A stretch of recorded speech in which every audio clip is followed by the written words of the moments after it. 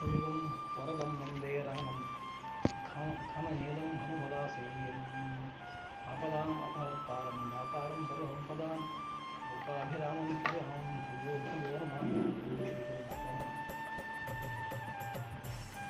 ರಾಮಾಯಣದ ಚಿಂತನೆಯಲ್ಲಿ 41 ಸರ್ಗದವರೆಗಿನ ಕಥೆಯನ್ನು ನೋಡಿದ್ದೇವೆ. ಮುಂದಿನ ಕಥೆಯನ್ನು ನೋಡ್ತಾ ಹೋಗುವ. ರಾವಣನಿಗೆ ಸೀತೆಯನ್ನು ಅಪಹಾರ ಮಾಡಬೇಕು ಎನ್ನುವ ಬುದ್ಧಿ ಬಂದ ಮೇಲೆ ಅವನು ನಿಶ್ಚಯ ಮಾಡಿಕೊಂಡಾಗಿದೆ. ಅಕಂಪನನ ಮಾತು ಕೇಳಿ, ಮಾರೀಚನ ಮಾತು ಕೇಳಿ, ಶೂರ್ಪಣಖೆಯ ಮಾತು ಕೇಳಿ ರಾಮ ಎಂತವ ಅಂತ ಗೊತ್ತಾಗಿದೆ. ರಾವಣನಿಗಿರುವ ಭೀತಿಯು ಮುಂದಿನ ಸರ್ಗಗಳಲ್ಲಿ ಗೊತ್ತಾಗ್ತದೆ ರಾಮನ ಬಗ್ಗೆ. ತಾನು ಪರಾಕ್ರಮಿ ಅಂತ ಹೇಳಿಕೊಳ್ಳುವ ರಾವಣನು ಕೂಡ ರಾಮನ ಮುಂದೆ ಬಂದು ಸೀತೆಯನ್ನು ಅಪಹಾರ ಮಾಡುವಷ್ಟು ಧೈರ್ಯ ತೋರುವುದಿಲ್ಲ. ಮಾಡ್ಬೋದಿತ್ತು ಅವನಿಗೆ. ಅವನ ಹಿಂದಿನ ವ್ಯವಸ್ಥೆಗಳನ್ನೆಲ್ಲ ನೋಡಿದರೆ ನೇರ ಬಂದು ಆಕ್ರಮಣ ಮಾಡಿ ಸೀತೆಯನ್ನು ಹಿಡ್ಕೊಂಡು ಹೋಗಬೇಕು ಅಂತ ಆದರೆ ಹಾಗೆ ಮಾಡ್ಬೋದಿತ್ತು. ಹಾಗೆ ಮಾಡದೆ ಆತ ಮತ್ತೆ ಯತಿವೇಷದಿಂದ ಬರ್ತಾನೆ, ತಾಪಸನ ವೇಷದಿಂದ ಬರ್ತಾನೆ ಅಂತ ಅಂದ್ರೆ ರಾಮನ ಮುಂದೆ ಬಂದು ಹೋರಾಡ್ಲಿಕ್ಕೆ ಆಗುವುದಿಲ್ಲ ಅಂತ ಒಳಗೆ ನಡುಕೊಂಡು ಗೊತ್ತಾಗ್ತದೆ. ಶತ್ರುವನ್ನು ಸೋಲಿಸುವುದು ಹೇಗೆ ಎನ್ನುವುದಕ್ಕೆ ರಾಜಧರ್ಮವನ್ನು ಹೇಳ್ತಾ ಶಾಸ್ತ್ರ. ತನ್ನ ಇರವಿನಿಂದಲೇ ಅವನನ್ನು ಗಾರ್ಗಿಡಿಸುವಂಥದ್ದು ಮೊದಲು. ಯುದ್ಧ ಮಾಡುವುದು ಅನಂತರ. ಮೊದಲು ಶತ್ರು ಹೇಗಿದ್ದಾನೆ ಅಂತ ಎದುರು ಪಕ್ಷದವರಿಗೆ ತೋರಿಸಿಕೊಡುವಂಥದ್ದು ಉಂಟಲ್ಲ, ಕೇವಲ ಯಾವ ಮಾತಿನಿಂದಲೂ ಅಲ್ಲ, ಶಬ್ದದಿಂದಲೂ ಅಲ್ಲ, ಕೇವಲ ತನ್ನ ಗಾಂಭೀರ್ಯದಿಂದ ತೋರಿಸಿಕೊಡುವಂಥದ್ದು ಮೂರನೇ. ಎರಡನೇದ್ದು ಮಾತು, ಮೂರನೇದು ಕೃತಿ. ಯುದ್ಧದಲ್ಲಿ ಹಾಗೆ ಬಂದು ನಿಲ್ಲುವಂಥದ್ದು ಮೊದಲು ಪ್ರವೇಶ. ಯಕ್ಷಗಾನದಲ್ಲಿ ವ್ಯವಸ್ಥಿತವಾಗಿ ನಾವು ನೋಡ್ತೇವೆ. ವೇಷ ಪ್ರವೇಶವನ್ನು ನೋಡಿ ಹೇಗೆ ವೇಷ ಅಂತ ತೀರ್ಮಾನ ಮಾಡ್ಲಿಕ್ಕೆ ಆಗ್ತದೆ. ಮಾತು ಕೇಳುದು ಆಮೇಲೆ ಇಡೀ ಪ್ರಸಂಗದಲ್ಲಿ ಪಾತ್ರವನ್ನು ಕಟ್ಟಿಕೊಡುವಂಥದ್ದು ವ್ಯವಸ್ಥೆ ಬೇರೆ. ಮೊದಲು ಬಂದ ಎಂಟ್ರಿ ಹೇಗೆ ಉಂಟು ಅಂತ, ಅವನು ಹೇಗೆ ಪ್ರವೇಶ ಆಗಿದ್ದಾನೆ, ಹಾಗೆ ಆ ರೀತಿಯಲ್ಲಿ ನೋಡಿದರೆ ರಾಮನ ವೇಷ ಎನ್ನುವಂಥದ್ದು, ರಾಮ ಈಗ ಧಾರಣೆ ಮಾಡಿಕೊಂಡಿರುವಂತಹ ಜಟಾವಲ್ಕಲ ಶಿರ ಇತ್ಯಾದಿಗಳು ಅವನ ಪರಾಕ್ರಮವನ್ನು ಲಕ್ಷಿಸುವುದಿಲ್ಲ. ಆದರೂ ಕೂಡ ಅದನ್ನು ಹಾಕಿಕೊಂಡು ಅಷ್ಟು ಪರಾಕ್ರಮವನ್ನು ತೋರಿಸಿದ್ದಾನೆ ಎನ್ನುವಂಥದ್ದೇ ರಾವಣನ ನಡುಕಕ್ಕೆ ಕಾರಣ. ಅದಕ್ಕೋಸ್ಕರ ರಾವಣನೂ ಹಾಗೆ ಬಂದನು ಅಂತ ಅನಿಸ್ತದೆ. ಎಲ್ಲೋ ಒಂದು ತೆಗೆದಿಟ್ಟು ಆ ದೃಷ್ಟಿಯಿಂದ ಮಾರೀಚ ಒಪ್ಪಿಕೊಂಡಾಯಿತು. ಅಂತೂ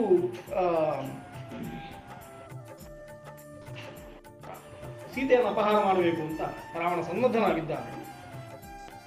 ಹಿಂದೆ ಚರ್ಚೆ ಮಾಡಿದ ರೀತಿಯಲ್ಲಿ ಮಾರೀಚ ಬೇರೆ ಗತಿ ಇಲ್ಲದೆ ಜಿಂಕೆಯ ವೇಷವನ್ನು ಧಾರಣೆ ಮಾಡಿಕೊಂಡು ಸೀತೆ ಇರುವ ಜಾಗದಲ್ಲಿ, ಎಲ್ಲರೂ ಇರುವ ಜಾಗದಲ್ಲಿ ಸುತ್ತಾಡಲಿಕ್ಕೆ ಆರಂಭ ಮಾಡ್ತಾನೆ. ಹೇಗೆ ಬಂದ ಅಂತ ಹೇಳುವುದಕ್ಕೆ ವಾಲ್ಮೀಕಿಗಳು ಕೊಡುವ ಕಾರಣ, ದೀನಃ ಭಯಾದ್ ರಾತ್ರಿಂಚರ ಪ್ರಭೋ ಅಂತ. ಮಾರೀಚ ಪೂರ್ತಿಯಾಗಿ ಅವನಿಗೆ ಏನು ಮಾಡ್ಲಿಕ್ಕೆ ಆಗ್ತಾ ಇಲ್ಲ, ದೀನನಾಗಿ ಬಿಟ್ಟಿದ್ದಾನೆ. ಇನ್ನೊಂದು ಮಾರ್ಗ ಅವನಿಗೆ ಕಾಣ್ತಾ ಇಲ್ಲ. ಇನ್ನೊಂದು ಹೆದರಿಕೆಯು, ರಾವಣನ ಹೆದರಿಕೆ ಉಂಟು, ಏನಾದ್ರೂ ಮಾಡ್ತಾನೆ ಅಂತ. ಒಂದೇ ಬಿಡ್ತಾನೆ, ಹೇಳಿಬಿಡ್ತಾನೆ, ನೀನು ಕೊಲ್ತೇನೆ ನಾನು ಅಂತ. ಹಾಗಾಗಿ ಹಾಗೆ ಹೇಳಿದ್ರಿಂದ ಒಂದು ದೀನನಾಗಿದ್ದಾನೆ, ಮತ್ತೊಂದು ಒಂದು ಹೆದರಿಕೆ ಉಂಟು. ಆ ಹೆದರಿಕೆಯಿಂದ ವೇಷವನ್ನು ಧಾರಣೆ ಮಾಡ್ತಾನೆ. ಹೀಗೆ ಒಪ್ಪಿಸ್ತಾನೆ. ಒಪ್ಪಿಸುವಾಗ ಒಂದು ಮಾತುಂಟು ರಾವಣ ಹೇಳುವಂಥದ್ದು, ನನ್ನ ಪರಿಸರದಲ್ಲಿ ನಮ್ಮ ಸುತ್ತಮುತ್ತ ಇರುವವರು ಹೇಗಿರ್ಬೇಕು, ನನ್ನ ಹಾಗಿರ್ಬೇಕು ಅಂತ. ನೀನು ಹೇಳುವಂಥ ಇಷ್ಟು ಉಪದೇಶದ ಮಾತು ಉಂಟಲ್ಲ, ಈ ಉಪದೇಶದ ಇಷ್ಟು ಮಾತುಗಳು ಕೂಡ ನಿನಗೆ ಯೋಗ್ಯವಾದ್ದಲ್ಲ. ರಾವಣನ ಅನುಚರ, ರಾವಣ ಹೇಳಿದ್ದನ್ನು ಕೇಳುವ ಅಂತಂದ್ರೆ ರಾವಣನ ಹಾಗೆ ಇರಬೇಕು ಅಂತ. ನೀನು ಪ್ರಯೋಜನ ಇಲ್ಲ. ನೀನು ರಾವಣನ ಹೊಗಳ್ತಾ ಇದ್ದಿ, ನನ್ನ ಪರಾಕ್ರಮದ ಬಗ್ಗೆ ನಿನಗೆ ಶಂಕೆ ಉಂಟು, ನಿನ್ನ ಪರಾಕ್ರಮದ ಬಗ್ಗೆ ಹೇಗೂ ಶಂಕೆ ಉಂಟು, ನಿಶ್ಚಯ ಜ್ಞಾನ ಉಂಟು, ನಾನು ಸೋತಿದ್ದೇನೆ ನೀನು ಹೇಳಿದ್ದಿ. ನನ್ನ ಪರಾಕ್ರಮದ ಬಗ್ಗೆ ನಿನಗೆ ಶಂಕೆ ಉಂಟು, ನನಗೆ ಉಪದೇಶ ಮಾಡ್ತಾ ಇದ್ದಿ. ಹೀಗೆಲ್ಲ ಹೇಳಿ ಎಲ್ಲ ಆದಮೇಲೆ ಆಯಿತು, ಕೊನೆಗೆ ನಾನು ಮಾಡಿಕೊಳ್ತೇನೆ ಅಂತ ಹೇಳಿ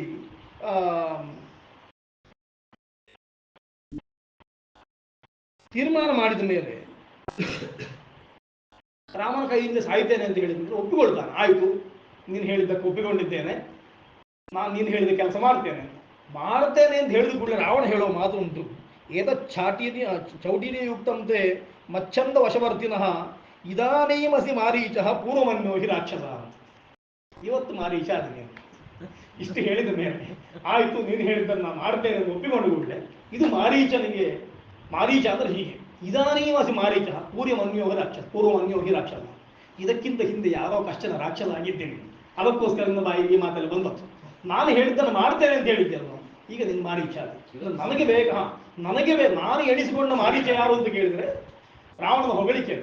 ನಾನು ಎಣಿಸಿಕೊಂಡ ಮಾರೀಚ ಯಾರು ಅಂತ ಕೇಳಿದರೆ ನಾನು ಹೇಳಿದ್ದನ್ನು ಮಾಡುವವ.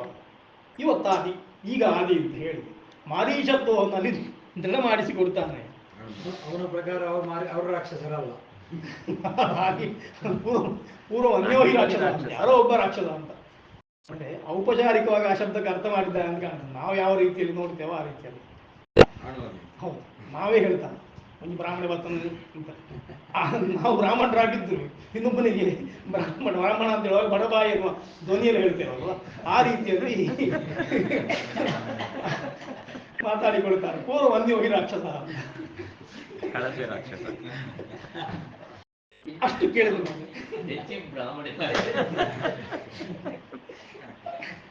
ಅಂತೂ ಅದನ್ನು ಕೇಳಿದ ಮೇಲೆ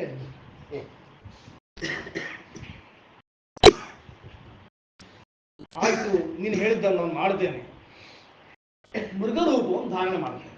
ಕಾಂಚನ ಮೃಗ ಹೇಗುಂಟು ಅಂತ, ಮಾಯಾಮೃಗ ಅಂತ ನಾವು ಕರೀತೇವೆ, ಕಾಂಚನ ಮೃಗ ಅಂತ ಕರೀತೇವೆ. ಲೋಕದಲ್ಲಿ ಅದೊಂದು ಐಕಾನ್ ಆಗಿ ಹೋಯಿತು.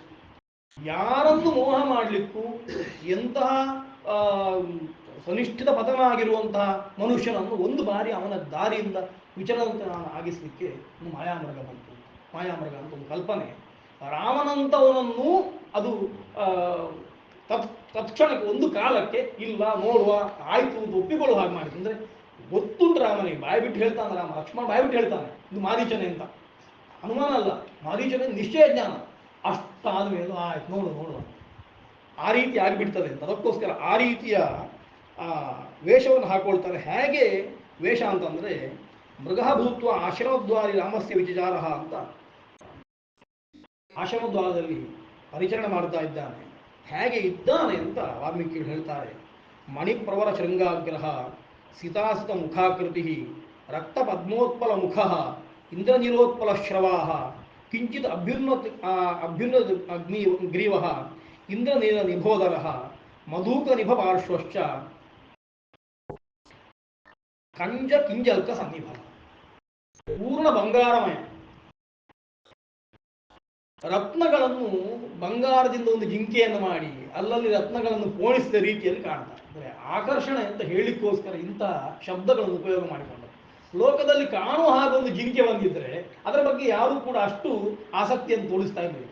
ಇದರ ಬಣ್ಣ ನೋಡುವಾಗಲೇ ಇದು ಜಿಂಕೆ ಬೇರೆ ಅಂತ ಗೊತ್ತಾಗ್ತದೆ.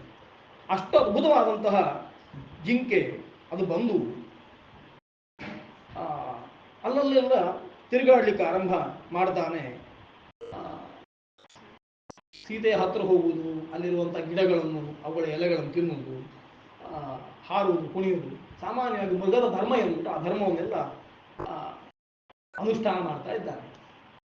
ಏನಾಗಿದೆ ಅಂತಂದ್ರೆ ಈ ಜಿಂಕೆ ಒಂದೇ ಅಲ್ಲ, ಬೇರೆ ಒಂದಿಷ್ಟು ಜಿಂಕೆಗಳಲ್ಲಿದ್ದಾರೆ ಆಶ್ರಮದಲ್ಲಿ. ಅವುಗಳಿಗೆ ಹೆದರಿಕೆ ಆಗ್ತಾ ಉಂಟು. ವಾಲ್ಮೀಕಿಗಳನ್ನು ಅದನ್ನು ತೋರಿಸ್ತಾರೆ. ಅವುಗಳಿಗೂ ಕೂಡ ಇದನ್ನು ನೋಡಿ ಗಾಬರಿ ಆಗುತ್ತಾನೆ. ಸೀತಾದರ್ಶನ ಆಕಾಂಕ್ಷನ್ ರಾಕ್ಷಸ ಮೃಗದಾಂಗದ ಪರಿಭ್ರಮದಿ ಚಿತ್ರಾಣಿ ಮಂಡಲಾನಿ ವಿನಿಷ್ಪತಂ ಸಮುದ್ವೀಕ್ಷ್ಯ ಚ ಸರ್ವೇತಂ ಮೃಗಾಃ ಏನ್ನೇ ವನೇಚರಾಃ ಉಪಗಮ್ಯ ಸಮಾಘ್ರಾಯ ವಿದ್ರವಂತಿ ದಿಶೋ ದಶ. ಅವುಗಳು ಇದನ್ನು ನೋಡ್ತಾವೆ ದೂರದಿಂದ ಎಲ್ಲ ಮೃಗಗಳು. ಇದೊಂದು ವಿಚಿತ್ರ ಉಂಟಲ್ಲ, ನಮ್ಮ ಹಾಗಿಲ್ಲ, ನೋಡ್ಲಿಕ್ಕೆ ಹಾಗಿದ್ರೂ ಕೂಡ ಧರ್ಮ ನಮ್ಮದಲ್ಲ ಅಂತ ಹತ್ರ ಬಂದು ಅದನ್ನು ಮೂಸ್ತವೆ. ಸಮಾಘ್ರಾಯ ವಿದ್ರವಂತಿ ದಿಶೋ ದಶ. ಮೂಸಿದ ಮರುಕ್ಷಣದಲ್ಲಿ ದಿಕ್ಕಾಪಾಲಾಗಿ ಓಡ್ತಾ ಇದ್ದಾರೆ. ಇದನ್ನೆಲ್ಲ ನೋಡ್ತಾ ಇದ್ದಾರೆ ಇವರೆಲ್ಲ. ಅಂದ್ರೆ ಅವುಗಳಿಗೆ ಗೊತ್ತಾಗ್ತದೆ ಅಂತ, ತಮ್ಮ ಜಾತಿ ಹೌದೋ ಇಲ್ವೋ ಅಂತ ಗೊತ್ತಾಗ್ತದೆ. ಆ ಘ್ರಾಣಜ್ಞಾಹ ರಸವೇಜನ ಅಂತ ಅವುಗಳನ್ನು ಹೇಳಿದ್ರಿಂದ, ಕೇವಲ ಬಾಯಿಯ ರಸದಿಂದ, ನಾಲಿಗೆಯ ರುಚಿಯಿಂದ ಗ್ರಾಣದಿಂದಲೇ ಅವುಗಳು ತಿಳ್ಕೊಂಡು ಬಿಡ್ತವೆ. ಅವುಗಳಿಗೆ ಬೇರೆ ಬೇಕು ಅಂತಿಲ್ಲ, ಕಣ್ಣು ಮುಚ್ಚಿದ್ರು ಕೂಡ ಯಾರು ಅಂತ ಗೊತ್ತಾಗ್ತದೆ, ಅಷ್ಟು ಸೂಕ್ಷ್ಮ ಗ್ರಾಹಿಗಳು. ಹೌದು. ಅವುಗಳು ಬಂದು ಇದನ್ನು ನೋಡಿ ಓಡ್ತಾ ಇದ್ದಾವೆ ಅಂತಂದ್ರೆ ಈ ರೀತಿಯಲ್ಲಿ ಆ ಮೋಸ ಮಾಡ್ತಾ ಇದ್ದಾನೆ ಇವನು. ಸೀತೆ ನೋಡ್ತಾಳೆ. ಸೀತೆ ನೋಡಿ ಆ ತುಂಬಾ ಸಂತೋಷ ಆಗ್ತದೆ ಸೀತೆಗೆ. ಅವನ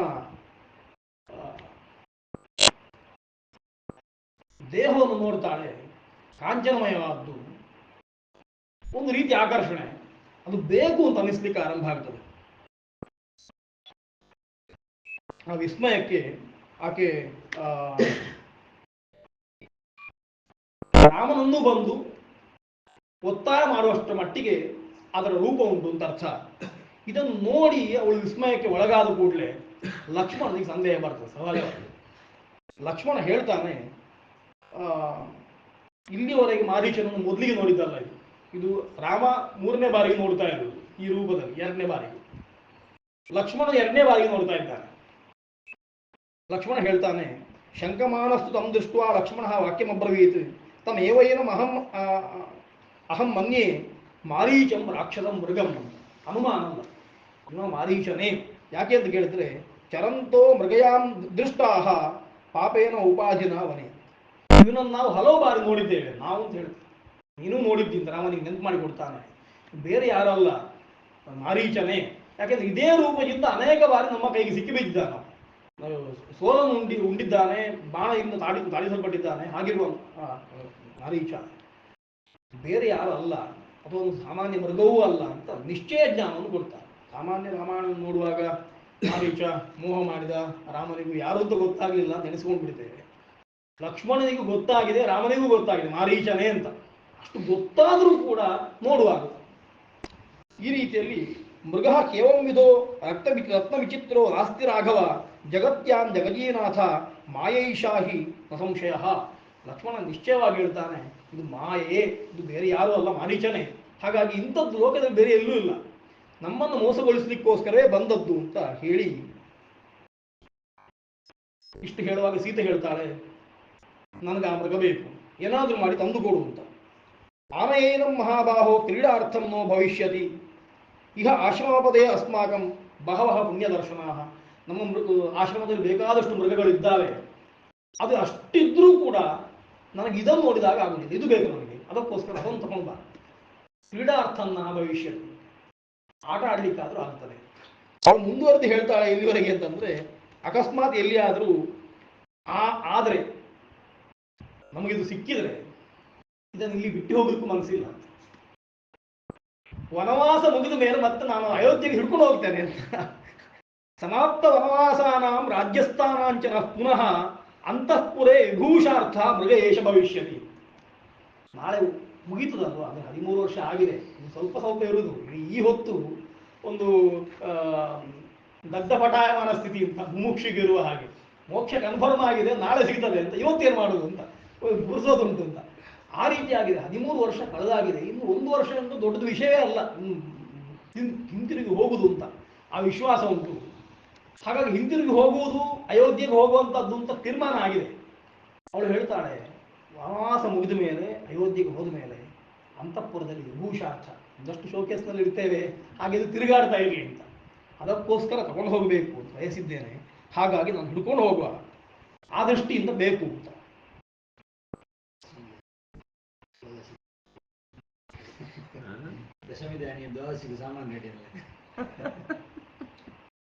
ಹೀಗೆ ಬೇಕು ಅಂತ ಹಠ ಹಿಡಿತಾಳೆ. ಹಠ ಹಿಡಿದು ಆಮೇಲೆ ಇದನ್ನು ಇಟ್ಟುಕೊಂಡ್ರೆ, ಇದನ್ನು ನಾವು ಸ್ವೀಕಾರ ಮಾಡಿದ್ರೆ ಮತ್ತೆ ಯಾವುದು ಬೇಕು ಅಂತಿಲ್ಲ, ಅದೊಂದು ಸಾಕು ಅಂತ. ಸಣ್ಣ ಮಕ್ಕಳಿಗೆ ಹಾಗೆ ಆಯ್ತು, ಇದೊಂದು ಕೊಡಿ, ಮತ್ತೆ ಯಾವುದು ಬೇಡ ಅಂತ. ಮತ್ತೆ ಇನ್ನೊಂದು ಸರ್ತಿ ಮತ್ತೊಂದು ಸಿಕ್ಕಿದ್ರೆ ಮತ್ತೊಂದು ತಗೊಳ್ಬೇಕು. ಆದರೆ ಈಗ ಇದನ್ನು ಬಿಟ್ಟು ಮತ್ತೊಂದು ಬೇಡ, ನನಗೆ ಎಲ್ಲೋ ಒಂದು ಬಿಡ್ತೇನೆ, ಅದನ್ನು ಮಾತ್ರ ನನಗೆ ಬೇಕು ಅಂತ. ಹಾಗೆ ಹಠ ಹಿಡಿಲಿಕ್ಕೆ ಆರಂಭ ಮಾಡ್ತಾಳೆ.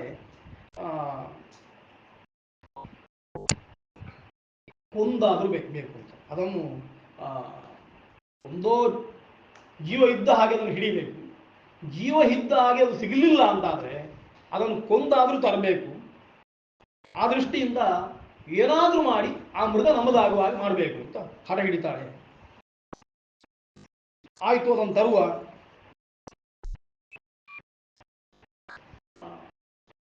ತರಲಿಕ್ಕೆ ಹೋಗಬೇಕು ಅಂತ ರಾಮ ಹೊರಡುವಾಗ ಆತ ಆ, ಲಕ್ಷ್ಮಣನಿಗೆ ಹೇಳ್ತಾನೆ, ಮೃಗವನ್ನು ತರಬೇಕು, ಅದನ್ನು ಹಿಡ್ಕೊಂಡು ಬರಬೇಕು ಅಂತ ಆಯಿತು, ಹೋಗಬೇಕು. ಹೋಗುವಾಗ ಸುಮ್ಮನೆ ಹಾಗೆ ಹೋಗಬಾರದು. ಯಾಕೆಂತಂದ್ರೆ ಇಲ್ಲಿ ನಮಗೆ ಒಂದಷ್ಟು ಸಮಸ್ಯೆಗಳುಂಟು. ಈ 13 ವರ್ಷ ಇಲ್ಲಿದ್ದದ್ರಿಂದ ಗೊತ್ತಾಗಿದೆ ಎಷ್ಟು ಜನ ರಾಕ್ಷಸರಿದ್ದಾರೆ, ಅವರಿಂದ ಏನು ತೊಂದರೆ ಬರ್ತದೆ, ಅದೆಲ್ಲ ನಮಗೆ ಗೊತ್ತುಂಟು. ಹಾಗಾಗಿ ಈ ವ್ಯವಸ್ಥೆಯನ್ನು ನೋಡಿಕೊಳ್ಳಿಕ್ಕೆ ನಾವು ಹೇಗೆ ಸಮರ್ಥರಾಗಿದ್ದೇವೋ ನಮ್ಮ ಹಾಗೆ ಜಟಾಯು ಕೂಡ ಇಲ್ಲೇ ಇದ್ದಾನೆ. ಜಟಾಯು ಜಟಾಯುವಿಗೂ ರಾಮನಿಗೂ ಅಷ್ಟು ಮೈತ್ರಿ ಹೇಗೆ ಅಂತಂದ್ರೆ ಅದು ಇವತ್ತಿನ ಮೈತ್ರಿ ಅಲ್ಲ. ಅಪ್ಪನಿಗೆ ದಶರಥನಿಗೆ ಮಿತ್ರ ಅವತ್ತು ಅವನು ಒಟ್ಟಾಗಿದ್ದಾರೆ, ಬಂದ ಕೂಡಲೇ ಒಂದು ಸರ್ತಿ ಭೇಟಿಯಾಗಿದೆ ಹಿಂದೆ. ಆ ಭೇಟಿಯಾದದ್ದು ಆಗಾಗ ಭೇಟಿ ಆಗ್ತಾ ಇತ್ತು ಅಂತ ಗೊತ್ತಾಗ್ತದೆ. ಈ 13 ವರ್ಷದಲ್ಲೂ ಕೂಡ ದಂಡಕಾರಣ್ಯದಲ್ಲಿ ಸಂಚಾರ ಮಾಡುವಾಗ ಜಟಾಯು ಅವರ ಒಟ್ಟಿಗೆ ಇರ್ತಾ ಇದ್ದಾನೆ, ಆಗಾಗ ಒಟ್ಟಿಗೆ ಇರ್ತಾ ಇದ್ದ. ಅಷ್ಟೇ ಅಲ್ಲ, ಒಂದು ಕಣ್ಣನ್ನು ಅವರ ಮೇಲೆ ಜಟಾಯು ಇಟ್ಟಿರ್ತಿದ್ದ. ಆ ದೃಷ್ಟಿಯಿಂದಲೇ ಮತ್ತವ ರಾವಣನನ್ನು ಎದುರಿಸುವಂತ ಗೊತ್ತಾಗ್ತದೆ. ಹಾಗಾಗಿ ಜಟಾಯುಷ ಬುದ್ಧಿಮತಾಚ ಲಕ್ಷ್ಮಣ ಭವ ಅಪ್ರಮತ್ತಃ ಪ್ರತಿಗೃಹ್ಯ ಮೈಥಿಲೀಂ ಪ್ರತೀಕ್ಷಣಂ ಸರ್ವದೈವ ಶಂಕಿತ ಅಂತ ರಾಮನೇ ಹೇಳ್ತಾನೆ. ನಮ್ಮ ಬೆಂಬಲಕ್ಕೆ ಜಟಾಯು ಇದ್ದಾನೆ, ಅವನು ಒಂದು ಕಣ್ಣಿಟ್ಟಿರ್ತಾನೆ, ನೀನು ಸೀತೆಯನ್ನು ನೋಡಿಕೋ, ನಾನು ಮೃಗವನ್ನು ತರಲಿಕ್ಕೆ ಹೋಗುತ್ತೇನೆ ಅಂತ. ಹೀಗೆ ಲಕ್ಷ್ಮಣನನ್ನು ಒಪ್ಪಿಸಿ ಸೀತೆಯ ಜವಾಬ್ದಾರಿಯನ್ನು ಅವನಲ್ಲಿ ಇಟ್ಟು ತಾನು ಮತ್ತೆ ಮಾರೀಚನನ್ನು ಆ ಜಿಂಕೆಯನ್ನು ತರಬೇಕು ಅಂತ ರಾಮ ಹೋಗ್ತಾನೆ.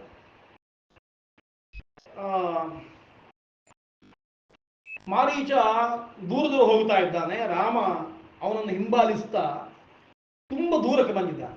ಎಷ್ಟು ದೂರಕ್ಕೆ ಬಂದಿದ್ದಾನೆ ಅಂತಂದ್ರೆ ಸ್ವರ ಕೇಳುವಷ್ಟು ದೂರಕ್ಕೆ ಬಂದಿದ್ದಾನೆ. ಕಣ್ಣಿಗೆ ಕಾಣೋದಿಲ್ಲ. ಸಮಸ್ಯೆ ಆದ ಹಾಗೆ ಆಶ್ರಮ ವಜದಲ್ಲಿ ಒಂದು ನಿಂತ್ಕೊಂಡು ಅಲ್ಲಿ ಒಂದು ಬಾಣ ಬಿಟ್ಟಿದ್ರೆ ಅಥವಾ ಅದನ್ನು ಹಿಡಿಲಿಕ್ಕೆ ಪ್ರಯತ್ನ ಮಾಡಿದ್ರೆ ಆಗ ಹತ್ರ ಅಂತ ಆದ್ರೆ ನೋಡ್ಲಿಕ್ಕೆ ಆದ್ರೂ ಆಗ್ತದೆ. ಇದು ತುಂಬಾ ದೂರ ಬಂದಿದ್ದಾನೆ ಅಂತ ಗೊತ್ತಾಗ್ತದೆ. ಯಾಕೆಂತಂದ್ರೆ ಮುಂದೆ ಕಥೆ ಬರುವಾಗ ಎಷ್ಟು ದೂರ ಎನ್ನುವ ಕಲ್ಪನೆ ನಮಗೆ ಬರ್ತದೆ. ಲಕ್ಷ್ಮಣ ಹುಡುಕ್ತಾ ಬರ್ತಾನೆ, ಹುಡುಕ್ತಾ ಬರುವಾಗ ಅರ್ಧ ದಾರಿಯಲ್ಲಿ ಸಿಗುದು ಲಕ್ಷ್ಮಣ. ರಾಮ ಮಾರೀಚನನ್ನು ಕೊಂದು ಹಿಂದೆ ಬರುವಾಗ ದಾರಿಯಲ್ಲಿ ಲಕ್ಷ್ಮಣ ಸಿಗ್ತಾನೆ, ಮತ್ತೆ ಅರ್ಧ ದಾರಿ ಉಂಟು ಹೋಗ್ಲಿಕ್ಕೆ. ಆ ಆರಿ ಅಷ್ಟು ದೂರ ಬಂದಿದ್ದಾನೆ ಅಂತ ಅರ್ಥ. ಹತ್ರದಲ್ಲಿ ಅಲ್ಲಲ್ಲ ಅದು, ತುಂಬಾ ದೂರದಲ್ಲ ಅದು. ಆ ಅಷ್ಟು ದೂರದ ವ್ಯವಸ್ಥೆ ರಾವಣನಿಂದ ಆಲೋಚಿಸಲ್ಪಟ್ಟದ್ದು. ಅಷ್ಟು ದೂರ ನೀವು ಹೋಗು ಅಂತ, ಅದರೊಳಗೆ ಈ ಕೆಲಸ ಮುಗಿಸ್ಬೇಕು ರಾವಣ ಅಂತ. ಹಾಗೆ ಹಿಂಬಾಲಿಸಿಕೊಂಡು ಹೋಗ್ತಾನೆ. ತುಂಬ ದೂರ ಹೋಗಿ ಕೊನೆಗೆ ಹಿಡಿಲಿಕ್ಕೆ ಪ್ರಯತ್ನ ಮಾಡಿ ಆಗುವುದಿಲ್ಲ ಅಂತಾಗುವಾಗ ಮಾರೀಚನನ್ನು ಬಾಣ ಬಿಟ್ಟು ಕೊಲ್ತಾರೆ. ಬಾಣ ಬಿಟ್ಟು ಕೊಲ್ಲುವಾಗ ಸದೃಶಂ ರಾಘವಸ್ಯೇವ ಹಾಸೀತೆ ಲಕ್ಷ್ಮಣೇತಿ ಚ ತೇನ ಮರ್ಮಣಿ ನಿರ್ವಿದ್ಧಂ ಶರಣೇನ ಅನುಪಮೇನ ಹಿ ಅಂತ. ಈ ಬಾಣ ಬಿಟ್ಟ ಕೂಡಲೇ ರಾಮನ ಸ್ವರದಲ್ಲಿ ಮಾರೀಚ ಬೊಬ್ಬೆ ಹಾ ಸೀತೆ ಹಾ ಲಕ್ಷ್ಮಣ ಅಂತ ಕೂಗುತ್ತಾನೆ. ಕೂಗಿ ಮೃಗರೂಪವನ್ನು ಬಿಟ್ಟು ತಾನು ತನ್ನ ನಿಜ ರೂಪವನ್ನು ತೋರಿಸಿಕೊಳ್ತಾನೆ. ಮೃಗರೂಪಂ ತ್ಯಕ್ತ್ವ ರಾಕ್ಷಸಂ ರೂಪಮಾಸ್ಥಿತಃ ಚಕ್ರೇಸು ಮಹಾಕಾಯಂ ಮಾರೀಚ ಜೀವಿತಂ ತ್ಯಜನ್ ಅಂತ ಅಲ್ಲಿ ಪ್ರಾಣ ಬಿಡ್ತಾನೆ. ರಾಮ ಬಂದು ನೋಡ್ತಾನೆ, ಬಾಣ ಬಿಟ್ಟ ದೂರದಿಂದ ಹತ್ರ ಬಂದು ನೋಡುವಾಗ ರಕ್ತದ ಮಡುವಿನಲ್ಲಿ ಮಾರೀಚ ಬಿದ್ದಿದ್ದಾನೆ. ಇನ್ನು ಸಾಯಲಿಲ್ಲ, ಜೀವ ಹೋಗಲಿಲ್ಲ ಎನ್ನುವ ದೃಷ್ಟಿಯಲ್ಲಿ ರಾಮ ಮಾರೀಚನನ್ನು ನೋಡ್ತಾನೆ. ಜ್ಯೇಷ್ಠಮಾನಂ ಮಹೀತಲೆ ಅಂತ ಅಲ್ಲಿ ಒದ್ದಾಡ್ತಾ ಇರುವವನು ನೋಡ್ತಾನೆ. ನೋಡಿ ಈ ಸ್ವರವು ರಾಮನು ಕೇಳಿದ್ದಾನಲ್ವಾ, ಆ ಸೀತೆ ಹಾ ಲಕ್ಷ್ಮಣ ಅಂತ ಕೂಗನ್ನು ರಾಮನು ಕೇಳಿದ್ದಾನೆ. ಗೊತ್ತಾಗ್ತದೆ ಇದು ಏನೋ ಎಡವಟ್ಟು ಮಾಡಿ ಆಗಿದೆಯವ ಅಂತ. ಹಾಗೆ ಕೇಳಿ ಕೂಡಲೇ ರಾಮ ತೀರ್ಮಾನ ಮಾಡುವುದೇನು ಅಂತಂದ್ರೆ, ಜಗಾಮ ಮನಸಾ ಸೀತಾಂ ಲಕ್ಷ್ಮಣಸ್ಯ ವಚಸ್ಮರನ್. ಲಕ್ಷ್ಮಣ ಹಿಂದೆ ಹೇಳಿರ್ತಾನೆ, ಇವ ಸಾಮಾನ್ಯ ರಾಕ್ಷಸ ಅಲ್ಲ, ಇವ ಮಾರೀಚನೆ ಆದ್ರಿಂದ ಇವ ತೊಂದರೆ ಮಾಡ್ತಾನೆ, ಏನೋ ಮೋಸ ಮಾಡ್ತಾನೆ ಅಂತ. ಕೂಡಲೇ ಸೀತೆ ನೆನಪಾಗ್ತಾಳೆ, ಲಕ್ಷ್ಮಣನ ಮಾತು ನೆನಪಾಗ್ತದೆ ರಾಮನಿಗೆ ಅಂತ. ಹೀಗೆ ನೆನಪು ಮಾಡಿಕೊಳ್ತಾನೆ. ಇದನ್ನು ಹೇಳಿ ಆಗಿತ್ತು. ಮಾರೀಚಸ್ಸದು ಮಾಯೈಷಾ ಪೂರ್ವೋಕ್ತಂ ಲಕ್ಷ್ಮಣೇತು ತಥಾ ಹಿ ಅಭವಚ್ಚಾದ್ಯ ಮಾರೀಚೋಯಂ ಮಯಾ ಹತಃ. ಈ ಮಾತನ್ನು ಆತ ಹೇಳಿದ್ರಿಂದ ಏನಾಗ್ತದೆ ಗೊತ್ತಿಲ್ಲ. ಲಕ್ಷ್ಮಣಶ್ಚ ಮಹಾಬಾಹು ಕಾಮವಸ್ಥಾಂ ಗಮಿಷ್ಯತಿ. ಲಕ್ಷ್ಮಣನಿಗೆ ಏನಾಗ್ತದೆ ತೊಂದರೆ ಅಂತ. ಮಾರೀಚ ಸತ್ತಾಗಿದೆ, ಇದರ ಮಧ್ಯದಲ್ಲಿ ಬೇರೆ ಏನೋ ತೊಂದರೆ ಆಗ್ತದೆ ಅಂತ ಊಹಿಸಿಕೊಳ್ತಾನೆ. ಹೀಗೆ ಆಲೋಚನೆ ಮಾಡಿ ರಾಮನಿಗೆ ಒಳಗಿಂದ ಸ್ವಲ್ಪ ಆತಂಕ ಆಯಿತು ವಾಲ್ಮೀಕಿಗಳ ಮಾತು. ತತ್ರ ರಾಮಂ ಭಯಂ ತೀವ್ರಂ ಆವಿವೇಶ ವಿಷಾದಜಂ. ಕಾರಣ ಹೇಳ್ತಾರೆ, ಮಾನುಷ ಸಹಜವಾದಂಥ ಭಾವಗಳನ್ನೆಲ್ಲ ನಿರೂಪಣೆ ಮಾಡ್ತಾ ಹೋಗ್ತಾರೆ. ರಾಮನ ವ್ಯಕ್ತಿತ್ವವನ್ನು ನೋಡ್ತಾ ಬರುವಾಗ ಸಾಮಾನ್ಯ ಮನುಷ್ಯರಿಗಾದರೆ ಏನು ಟೆನ್ಷನ್ ಆಗ್ತದೆ ಅದನ್ನು ರಾಮ ಅನುಭವಿಸ್ತಾನೆ. ವಿಷಾದದಿಂದ ಉಂಟಾದ ಭಯ ಅಂತ ವಾಲ್ಮೀಕಿಗಳ ಮಾತು. ಭಯಂ ವಿಷಾದಜಂ ಅಂತ. ವಿಷಾದಜ ಭಯ ಅಂತಂದ್ರೆ ನಿಶ್ಚಯ ಜ್ಞಾನ ಇತ್ತು ನಮಗೆ, ಅದು ಬರುವುದು ಯಾವಾಗ ಅಂತಂದ್ರೆ ಅದು ಅನುಭವಕ್ಕೆ ಬರ್ತದೆ, ನಮಗೆ ಗೊತ್ತಿರ್ತದೆ ಇದು ಹೀಗಾಗ್ತದೆ ಅಂತ. ಆದರೂ ಒಂದ್ಸತಿ ನೋಡುವ, ಟೇಸ್ಟ್ ನೋಡುವ ಅಂತ ನಾವು ಪ್ರಯತ್ನ ಮಾಡುವಂಥ. ಆಮೇಲೂ ಅದೇ ಅವಸ್ಥೆ ಬಂದರೆ ನಾವು ಎನಿಸಿಕೊಂಡಂತೆ ಆದ ಕೂಡಲೇ ಆಗ ಉಂಟಾಗುವ ಭಾವ ಉಂಟಲ್ಲ, ಒಂದು ಭಯ ಉಂಟಲ್ಲ, ಮುಂದಿನ ಅನರ್ಥವನ್ನು ಉಪಲಕ್ಷಿಸಿ ಆಗುವಂಥದ್ದು, ಅದು ಸ್ವಲ್ಪ ಆತಂಕವನ್ನು ಜಾಸ್ತಿ ಮಾಡ್ತದೆ. ನಮಗೆ ಗೊತ್ತಿತ್ತು ಹೀಗಾಗ್ತದೆ ಅಂತ, ಆದರೂ ಒಂದು ಸ್ವಲ್ಪ ಸಾಹಸ ಮಾಡುವಂಥದ್ದು, ಪುನಃ ಹೀಗೆ ಆಯಿತು ಎನಿಸ್ಕೊಂಡದ್ದು, ಇನ್ನು ಮುಂದೆ ಏನಾಗ್ತದೆ ಅಂತ ರಾಮ ಅದೇ ಭಯದಲ್ಲಿದ್ದಾನೆ. ಮಾಯಾಮೃಗ ಅಂತ ಗೊತ್ತಿತ್ತು, ಮಾರೀಚ ಅಂತ ಗೊತ್ತಿತ್ತು, ಆದರೂ ಹೋಗುವ ಹೊಡೆಯುವ ಅಂತ ಹೊಡೆದದ್ದು. ಇನ್ನು ಏನಾಗ್ತದೆ ಅಂತ, ಲಕ್ಷ್ಮಣನಿಗೆ ಏನಾಗ್ತದೆ, ಸೀತೆಗೆ ಏನಾಗ್ತದೆ ಅಂತ ಸಣ್ಣ ಭಯದಿಂದ ಆತಂಕಿತನಾಗಿದ್ದಾನೆ. ಆಯಿತು, ಮನೆಗೇನಾದರೂ ಬೇಕಲ್ವಾ ಅಂತ ನಿಹತ್ಯ ಪ್ರಶತಂ ಚಾನ್ಯಂ ಮಾಂಸಮಾದಾಯ ರಾಘವ. ಹೋದ ಕೆಲಸ ಸುಮ್ಮನೆ ಆಗಬಾರದು ಅಂತ ಬೇರೆ ಒಂದು ಎರಡು ಮೃಗಗಳನ್ನು ಹೊಡೆದು ಮಾಂಸವನ್ನು ಹಿಡ್ಕೊಂಡು ಬಂದ ಅಂತ ರಾಮಾಯಣ ಹೇಳ್ತದೆ. ಇದಿಷ್ಟು ಕಥೆ ರಾಮ ಮತ್ತೆ ಮಾರೀಚರ ಮಧ್ಯದಲ್ಲಿ ಸಂಭವಿಸಿ ಒಂದು ದೃಶ್ಯ ಬೇರೆ. ಈ ಕಡೆ ಏನಾಗಿದೆ ಅಂತ ವಾಲ್ಮೀಕಿ ಹೇಳ್ತಾರೆ. ಲಕ್ಷ್ಮಣ ಸೀತೆಯನ್ನು ನೋಡಿಕೊಂಡು ಆಶ್ರಮದಲ್ಲಿದ್ದಾನೆ. ಸ್ವರ ಕೇಳ್ತದೆ. ಆರ್ತಸ್ವರಂತು ತಂಭರ್ತು ವಿಜ್ಞಾಯ ಸದೃಶಂ ವನೆ ಉವಾಚ ಲಕ್ಷ್ಮಣಂ ಸೀತಾ ಗಚ್ಚ ಜಾನೀಹಿ ರಾಘವಂ. ತುಂಬ ಅದ್ಭುತವಾದ ಸರ್ಗ. ಯಾಕೆ ಸೀತೆ ಹಾಗೆ ಮಾಡಿದ್ಲು ಅಂತ ಮನಸ್ಸಿಗೆ ಬರುವಂಥದ್ದು, ಸಮರ್ಥನೆ ಮಾಡಿಕೊಳ್ಳಿಕ್ಕೆ ಆಗದೇ ಇರುವಂಥದ್ದು. ಆದರೆ ಒಂದು ನಿರ್ಣಯ ಕೊಡಲಿಕ್ಕೆ ಬರ್ತದೆ ಯಾಕೆ ಅಂತ. ಲಕ್ಷ್ಮಣನಿಗೆ ಗೊತ್ತುಂಟು ಅಣ್ಣನ ಸ್ವರ ಅಲ್ಲ ಅಂತ, ಸೀತೆಗೆ ಗೊತ್ತಾಗಲಿಲ್ಲ. ಹೇಳುವಾಗ ಅರ್ಥಸ್ವರಂತು ತಂಭರ್ತು ವಿಜ್ಞಾಯ ಸದೃಶಂ ವನೆ ಉವಾಚ ಲಕ್ಷ್ಮಣಂ ಸೀತಾ ಅಂತ ವಾಲ್ಮೀಕಿಗಳು ಹೇಳಿದ್ದಾರೆ. ಸದೃಶಂ ಅಂತ ಪ್ರಯೋಗ ಮಾಡಿದ್ದಾರೆ. ಗಂಡನ ಸ್ವರದ ಹಾಗಿರುವಂತಹ ಸ್ವರವನ್ನು ಕೇಳಿ ಸೀತೆ ತಪಿಸಿದಳು. ಲಕ್ಷ್ಮಣನಿಗೆ ಹೇಳ್ತಾಳೆ ಹೋಗು. ರಾಮನ ಸ್ವರ ಕೇಳ್ತದೆ. ನಮ್ಮನ್ನು ಸೀತೆಯನ್ನು ಲಕ್ಷ್ಮಣನನ್ನು ಕರೆದದ್ದು, ಹಾ ಸೀತೆ ಹಾ ಲಕ್ಷ್ಮಣ ಅಂತಲೇ ಕರೆದದ್ದು. ಹಾಗಾಗಿ ಆ ಸ್ವರ ಕೇಳಿದ್ರಿಂದ ತಡ ಮಾಡುದು ಬೇಡ, ಅಣ್ಣನಿಗೇನೋ ಆಪತ್ತಾಗಿದೆ, ನೀನು ಹೋಗು.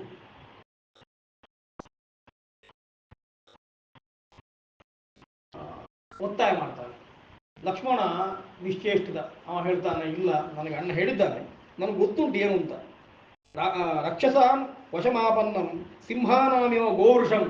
ರಾಮನ ಪರಿಸ್ಥಿತಿ ಹೇಗುಂಟು ಅಂತಂದ್ರೆ ಬಹುಶಃ ತುಂಬಾ ರಾಕ್ಷಸರು ಇದ್ದಿರ್ಬೋದು ಅಲ್ಲಿ.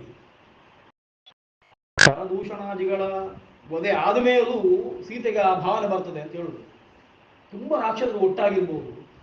ಒಂದಷ್ಟು ಸಿಂಹಗಳ ಮಧ್ಯದಲ್ಲಿ ಬಲಿಷ್ಠವಾದ ವೃಷಭ ಆದರೂ ಕೂಡ, ಅದು ವೃಷಭ ಅಂತ ಆದರೂ ಕೂಡ ಸಿಂಹಗಳ ಮಧ್ಯದಲ್ಲಿ ಇದ್ರೆ ಏನು ಮಾಡಬೇಕು? ಒಂದಷ್ಟು ಸಿಂಹಗಳು ಒಂದೇ ಬಾರಿ ಹಾರಿದ್ರೆ ಅದರ ಮೇಲೆ. ಹಾಗೇನೋ ಆಗಿರಬೇಕು ರಾಮನಿಗೆ. ತುಂಬ ಜನ ರಾಕ್ಷಸರು ಒಟ್ಟಾಗಿ ಬಂದಿದ್ದಾರೆ. ಈಗ ಆಗ 14,000 ಅನ್ಕೊಂಡದ್ದು, ಈಗ ಅದಕ್ಕಿಂತ ಜಾಸ್ತಿ ಆಗಿರ್ಬೋದೋ ಏನೋ.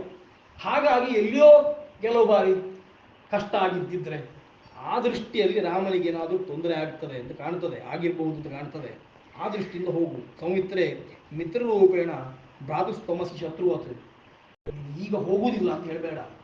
ನೀನು ನನ್ನ ಗಂಡನಿಗೆ ಮಿತ್ರನಾಗಿರ್ಬೇಕಾದವ, ಶತ್ರುವಿನ ಹಾಗೆ ಮಾಡಬೇಡ, ಕೂಡಲೇ ಹೋಗು ಅಂತ. ಇಚ್ಛಸಿತ್ವಂ ವಿನಶ್ಯಂತಂ ರಾಮಂ ಲಕ್ಷ್ಮಣ ಮತ್ಕೃತೆ. ನನ್ನನ್ನು ರಕ್ಷಣೆ ಮಾಡ್ತೇನೆ ಅಂತ ಹೇಳಿ ರಾಮ ಹಾಳಾಗಬೇಕು ಬಯಸ್ತೇನೆ ಅಂತ ಹೇಳ್ತಾನೆ. ಹೀಗೆ ಕೇಳಿದ ಕೂಡಲೂ ಲಕ್ಷ್ಮಣ ಏನು ಮಾತಾಡುವುದಿಲ್ಲ. ಅವ ಮತ್ತೆ ಒಂದಷ್ಟು ಹೇಳ್ತಾನೆ, ಇಲ್ಲ, ಅಶಕ್ಯಸ್ತವ ವೈದೇಹಿ ಭರ್ತಾ ಜೇತುಂ ನ ಸಂಶಯ ದೇವಿ ದೇವ ಮನುಷ್ಯೇಷು ಗಂಧರ್ವೇಷು ಪತದ್ರಿಷು ರಾಕ್ಷಸೇಷು ಪಿಶಾಚೇಷು ಕಿನ್ನರೇಷು ಮೃಗೇಶ್ಚ ದಾನವೇಶ್ಚ ಘೋರೇಷು ನಸ ವಿದ್ಯೇತ ಶೋಭನೆ. ನಿನಗೆ ಯಾಕೆ ಅರ್ಥ ಆಗುವುದಿಲ್ಲ? ರಾಮ ಏನು ನಿನಗೆ ಗೊತ್ತಿಲ್ವ? ನಾನು ಹೇಳಬೇಕಾ? ಇಷ್ಟು ಲೋಕದಲ್ಲಿ ಇಷ್ಟು ಜನ ಒಟ್ಟಾಗಿ ಬಂದರೂ ಕೂಡ ಅವರಿಗೆ ರಾಮನನ್ನು ಸೋಲಿಸಲಿಕ್ಕೆ ಆಗುವುದಿಲ್ಲ. ನಿನಗೆ ಗೊತ್ತುಂಟದು, ಮತ್ತೆ ಯಾಕೆ ಗಡಿಬಿಡಿ ಆಗುತ್ತೆ? ಏನೂ ಆಗುದಿಲ್ಲ ರಾಮನಿಗೆ ಅಂತ ಲಕ್ಷ್ಮಣ ಹೇಳ್ತಾನೆ. ಇದು ಬೇರೆ ಏನೂ ಅಲ್ಲ, ರಾಕ್ಷಸನೇ ಕೂಗಿದ್ದು. ಹಾಗಾಗಿ ನೀನು ಇದರ ಬಗ್ಗೆ ಯಾವ ಆತಂಕ ಪಡುವ ಅಗತ್ಯ ಇಲ್ಲ. ರಾಮ ಬರ್ತಾನೆ, ಅವನನ್ನು ಯಾರಿಗೂ ಏನು ಮಾಡ್ಲಿಕ್ಕೆ ಆಗುವುದಿಲ್ಲ.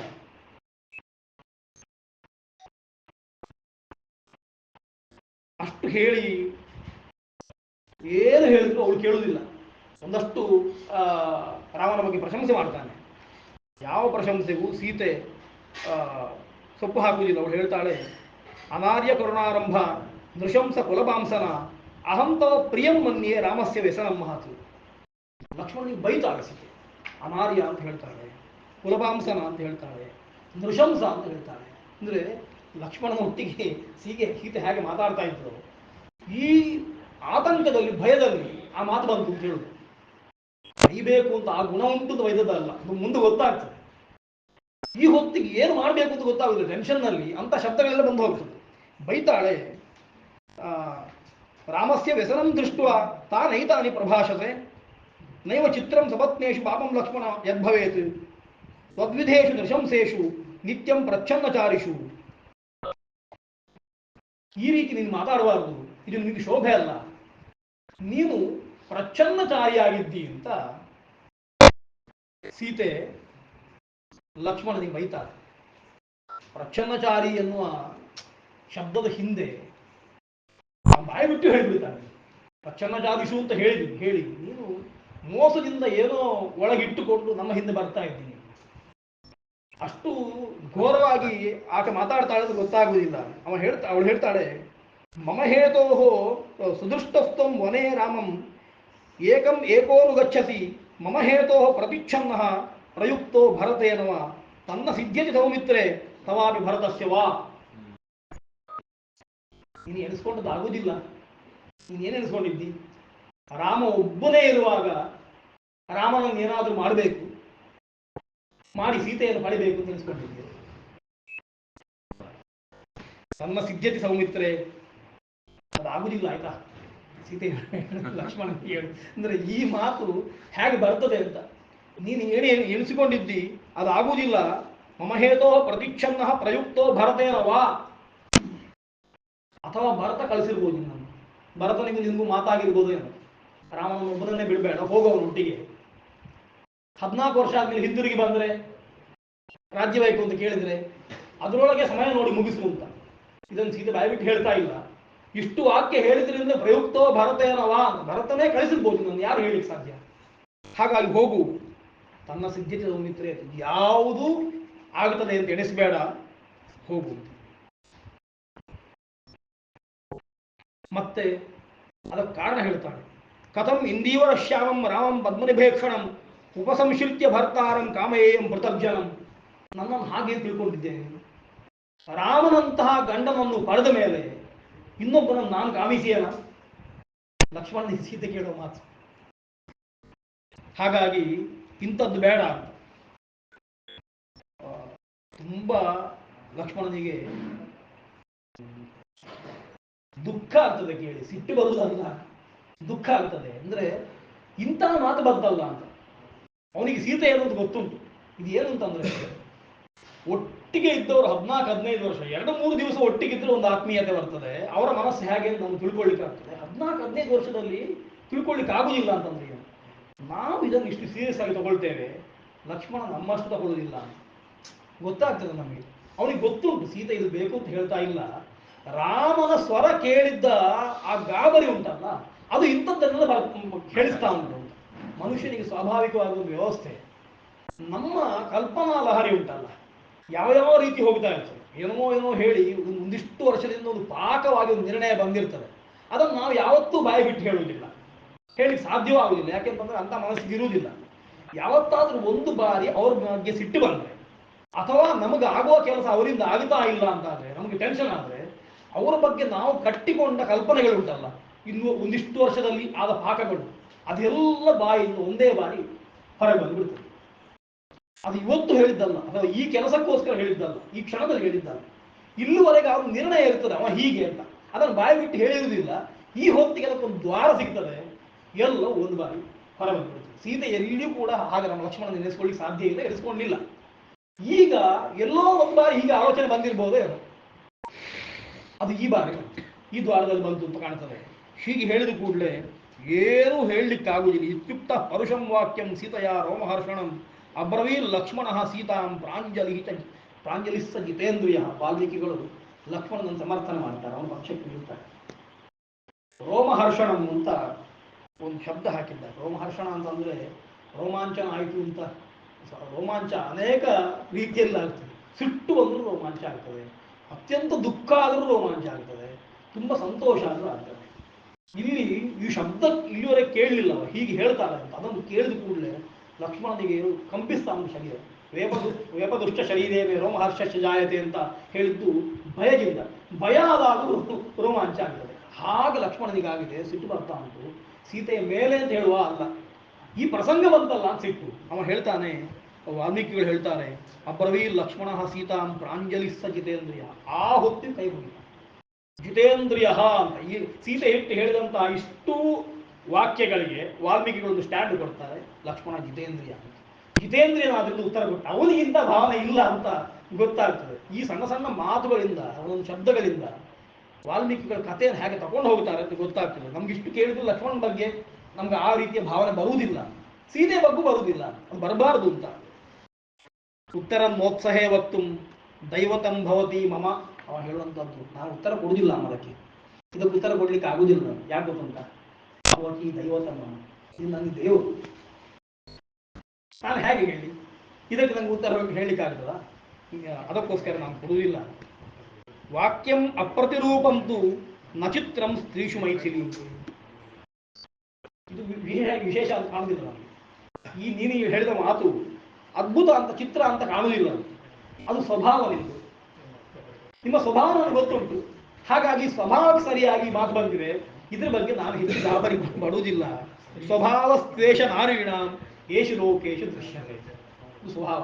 ವಾಲ್ಮೀಕಿಗಳು ಈ ಸ್ವಭಾವವನ್ನು ಕಟ್ಟಿಕೊಟ್ಟಿದ್ದಾರೆ. ತುಂಬ ಟೆನ್ಷನ್ ಆದಾಗ, ತುಂಬ ಆತಂಕ ಆದಾಗ, ಭಯ ಆದಾಗ ನೇರ ಒಂದು ಹೇಳಿಬಿಡ್ತಾರೆ. ಎದುರಿಯುವವನಿಗೆ ಈ ವಾಕ್ಯ ಏನು ತೊಂದರೆ ಕೊಡ್ತದೆ ಅಥವಾ ಏನು ತೊಂದರೆಯನ್ನು ಉಂಟು ಮಾಡಿಯಿತು ಎನ್ನುವಂಥದ್ದನ್ನು ಅವರು ಆಲೋಚನೆ ಮಾಡಿಬಿಡ್ತಾರೆ, ಹೇಳಿಬಿಡ್ತಾರೆ ಅಂತ. ಹಾಗಾಗಿ ಈ ವಿಷಯದಲ್ಲಿ ಇದನ್ನು ಮಾತ್ರ ತಿಳ್ಕೊಳ್ಬೇಕು ಅಂತ ಹೇಳುದು ನಾನು. ಯಾಕೆ ಅಂತಂದ್ರೆ ನಾವು ಈಗ ತೀರ್ಮಾನ ಮಾಡಿದ್ದು, ಸೀತೆಯನ್ನು ನೋಡಿ ಈಗ ತೀರ್ಮಾನ ಮಾಡಿಬಿಟ್ಟು, ಲಕ್ಷ್ಮಣ ನೋಡಿ ತೀರ್ಮಾನ ಮಾಡಿಬಿಟ್ಟಿದ್ದು ಅಂತಂದ್ರೆ ಮುಂದಿನ ಸರ್ಗದಲ್ಲಿ ನಮ್ಗೆ ಪುನಃ ಬೇರೆ ವಾಕ್ಯಗಳು ಕಾಣ್ತವೆ. ಹಾಗಾಗಿ ತೀರ್ಮಾನ ಅಲ್ಲ, ಇದು ಸ್ವಭಾವ ಅಂತ. ಹಾಗಾಗಿ ವಿಮುಕ್ತ ಧರ್ಮಾಶ್ಚಪಲಾ ತೀಕ್ಷ್ಣ ಭೇದಕರ ಸ್ತ್ರೀಯ ನಸಹೇ ಹೀದೃಹಂ ವಾಕ್ಯಂ ವೈದೇಹಿ ಜನಕಾತ್ಮಜೆ. ನನಗೆ ಇದು ಹೇಳಿದ್ದಕ್ಕೆ ಬೇಜಾರಿಲ್ಲ. ಇಂಥದ್ದು ಸ್ವಾಭಾವಿಕವಾಗಿ ಸ್ತ್ರೀಯರು ಹೇಳ್ತಾರೆ. ಆಗ ಧರ್ಮವು ವಿಮುಕ್ತವಾಗ್ತದೆ. ಧರ್ಮವನ್ನು ಆಲೋಚನೆ ಮಾಡುವುದಿಲ್ಲ, ಸ್ವಭಾವವನ್ನು ಆಲೋಚನೆ ಮಾಡುವುದಿಲ್ಲ, ಚಾಪಲ್ಯ ಇರ್ತದೆ, ತುಂಬ ತೀಕ್ಷ್ಣವಾಗಿರ್ತದೆ. ಭೇದಕರ, ಇಬ್ಬರನ್ನು ಪ್ರತ್ಯೇಕಿಸುವಂಥ ಮಾತು ಬರ್ತದೆ, ಅದೆಲ್ಲ ಬರ್ಬೋದು. ಆದರೆ ನನಗೆ ಅದಲ್ಲ ಆಲೋಚನೆ ಬರುವಂಥದ್ದು. ನಸಹೇ ಹೀದೃಶಂ ವಾಕ್ಯಂ ವೈದೇಹಿ ಜನಕಾತ್ಮಜೆ. ಎರಡು ಬಾರಿ ಹೇಳ್ತಾರೆ, ವೈದೇಹಿ ಜನಕಾತ್ಮಜೆ, ನಿನ್ನ ಬಾಯಿಂದ ಇಂಥ ಮಾತು ಬರ್ತದೆ ಅಂತ ಆಲೋಚನೆ ಮಾಡಿ. ಯಾಕೆ ಬಂತು ಅಂತ ಗೊತ್ತಾಗಿಲ್ಲ.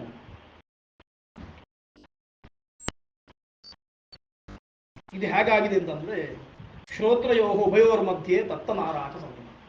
ಎರಡೂ ಕಿವಿಗಳ ಮಧ್ಯದಲ್ಲಿ ಕಾದಂತಹ ಬಾಣ ಬಿಟ್ಟಾಗ ಆಗಿದೆ. ಕೇವಲ ಬಾಣ ಬಿಡುವುದಲ್ಲ, ಬಾಣವನ್ನು ಸರಿ ಬಿಸಿ ಮಾಡಿ ಕೆಂಪು ಮಾಡಿ ಅದನ್ನು ಬಿಟ್ಟಾಗ ಆಗಿದೆ. ಎರಡೂ ಕಿವಿಗಳಿಗೆ ಒಂದೇ ಬಾರಿ ಹೋಗಿಲ್ಲ ಬಾಣ. ಏನು ಮಾಡ್ಲಿಕ್ಕೆ ಆಗ್ತಾ ಇಲ್ಲ. ತಪ್ತ ನಾರಾಚ ಸನ್ನಿಭಂ, ಆ ರೀತಿ ಆಗಿದೆ.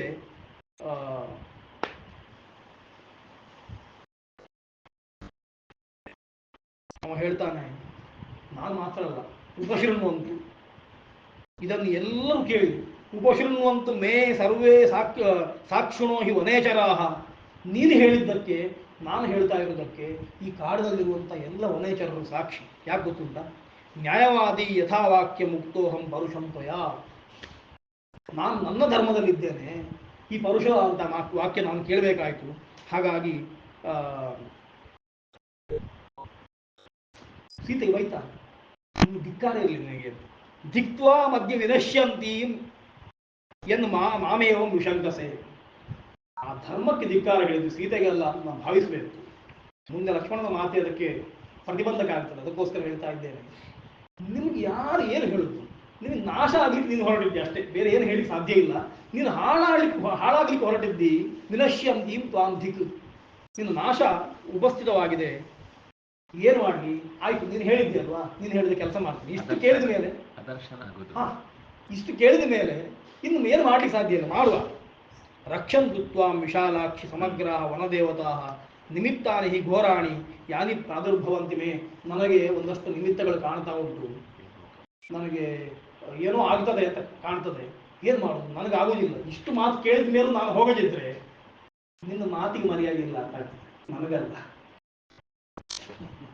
ಸೀತೆ ಇಷ್ಟು ಹೇಳಿಯೂ ಲಕ್ಷ್ಮಣ ಹೋಗಲಿಲ್ಲ ಅಂತ ಆಗ್ತದೆ. ಅದಕ್ಕಾದ್ರೂ ಒಂದು ಮರ್ಯಾದೆ ಕೊಡಬೇಕಲ್ಲ. ಆ ದೃಷ್ಟಿಯಿಂದ ನಾನು ಹೋಗ್ತೇನೆ. ಆದರೆ ನಿನ್ನ ಹೊಣೆ ಉಂಟಲ್ಲ ನನಗೆ, ರಾಮ ವಹಿಸಿದ್ದು. ನೀನು ಎಷ್ಟು ಮುಖ್ಯವೋ ರಾಮನು ಅಷ್ಟೇ ಮುಖ್ಯ ಅಲ್ವ, ಅದನ್ನು ಹೇಗೆ ಬಿಡಲಿ. ಅದಕ್ಕೋಸ್ಕರ ರಕ್ಷಂತು ತ್ವಾಂ ವಿಶಾಲಾಕ್ಷಿ ಸಮಗ್ರ ವನದೇವತ, ಈ ಕಾಡಿನಲ್ಲಿರುವಂಥ ವನದೇವತೆಗಳು ಎಲ್ಲರೂ ಒಟ್ಟು ಸೇರಿ ನಿನ್ನ ರಕ್ಷಣೆ ಮಾಡಲಿ ಅಂತ ಹೇಳಿ ಹೋಗ್ತಾರೆ. ಸೀತೆ ಆಗಲೂ ಕೂಡ ಸೀತೆ ಹೇಳುವಂಥದ್ದು, ಅಭಿತ್ವಾಂ ಸಹ ರಾಮೇಣ ಪಶ್ಯೇಯಂ ಪುನರಾಗತಃ. ನಾನು ಮತ್ತೆ ಹೋಗಿ ಬಂದು ರಾಮನೊಟ್ಟಿಗೆ ನಿನ್ನನ್ನು ನೋಡಬೇಕು. ಹೀಗೆ ಹೇಳಿದ ಕೂಡಲೇ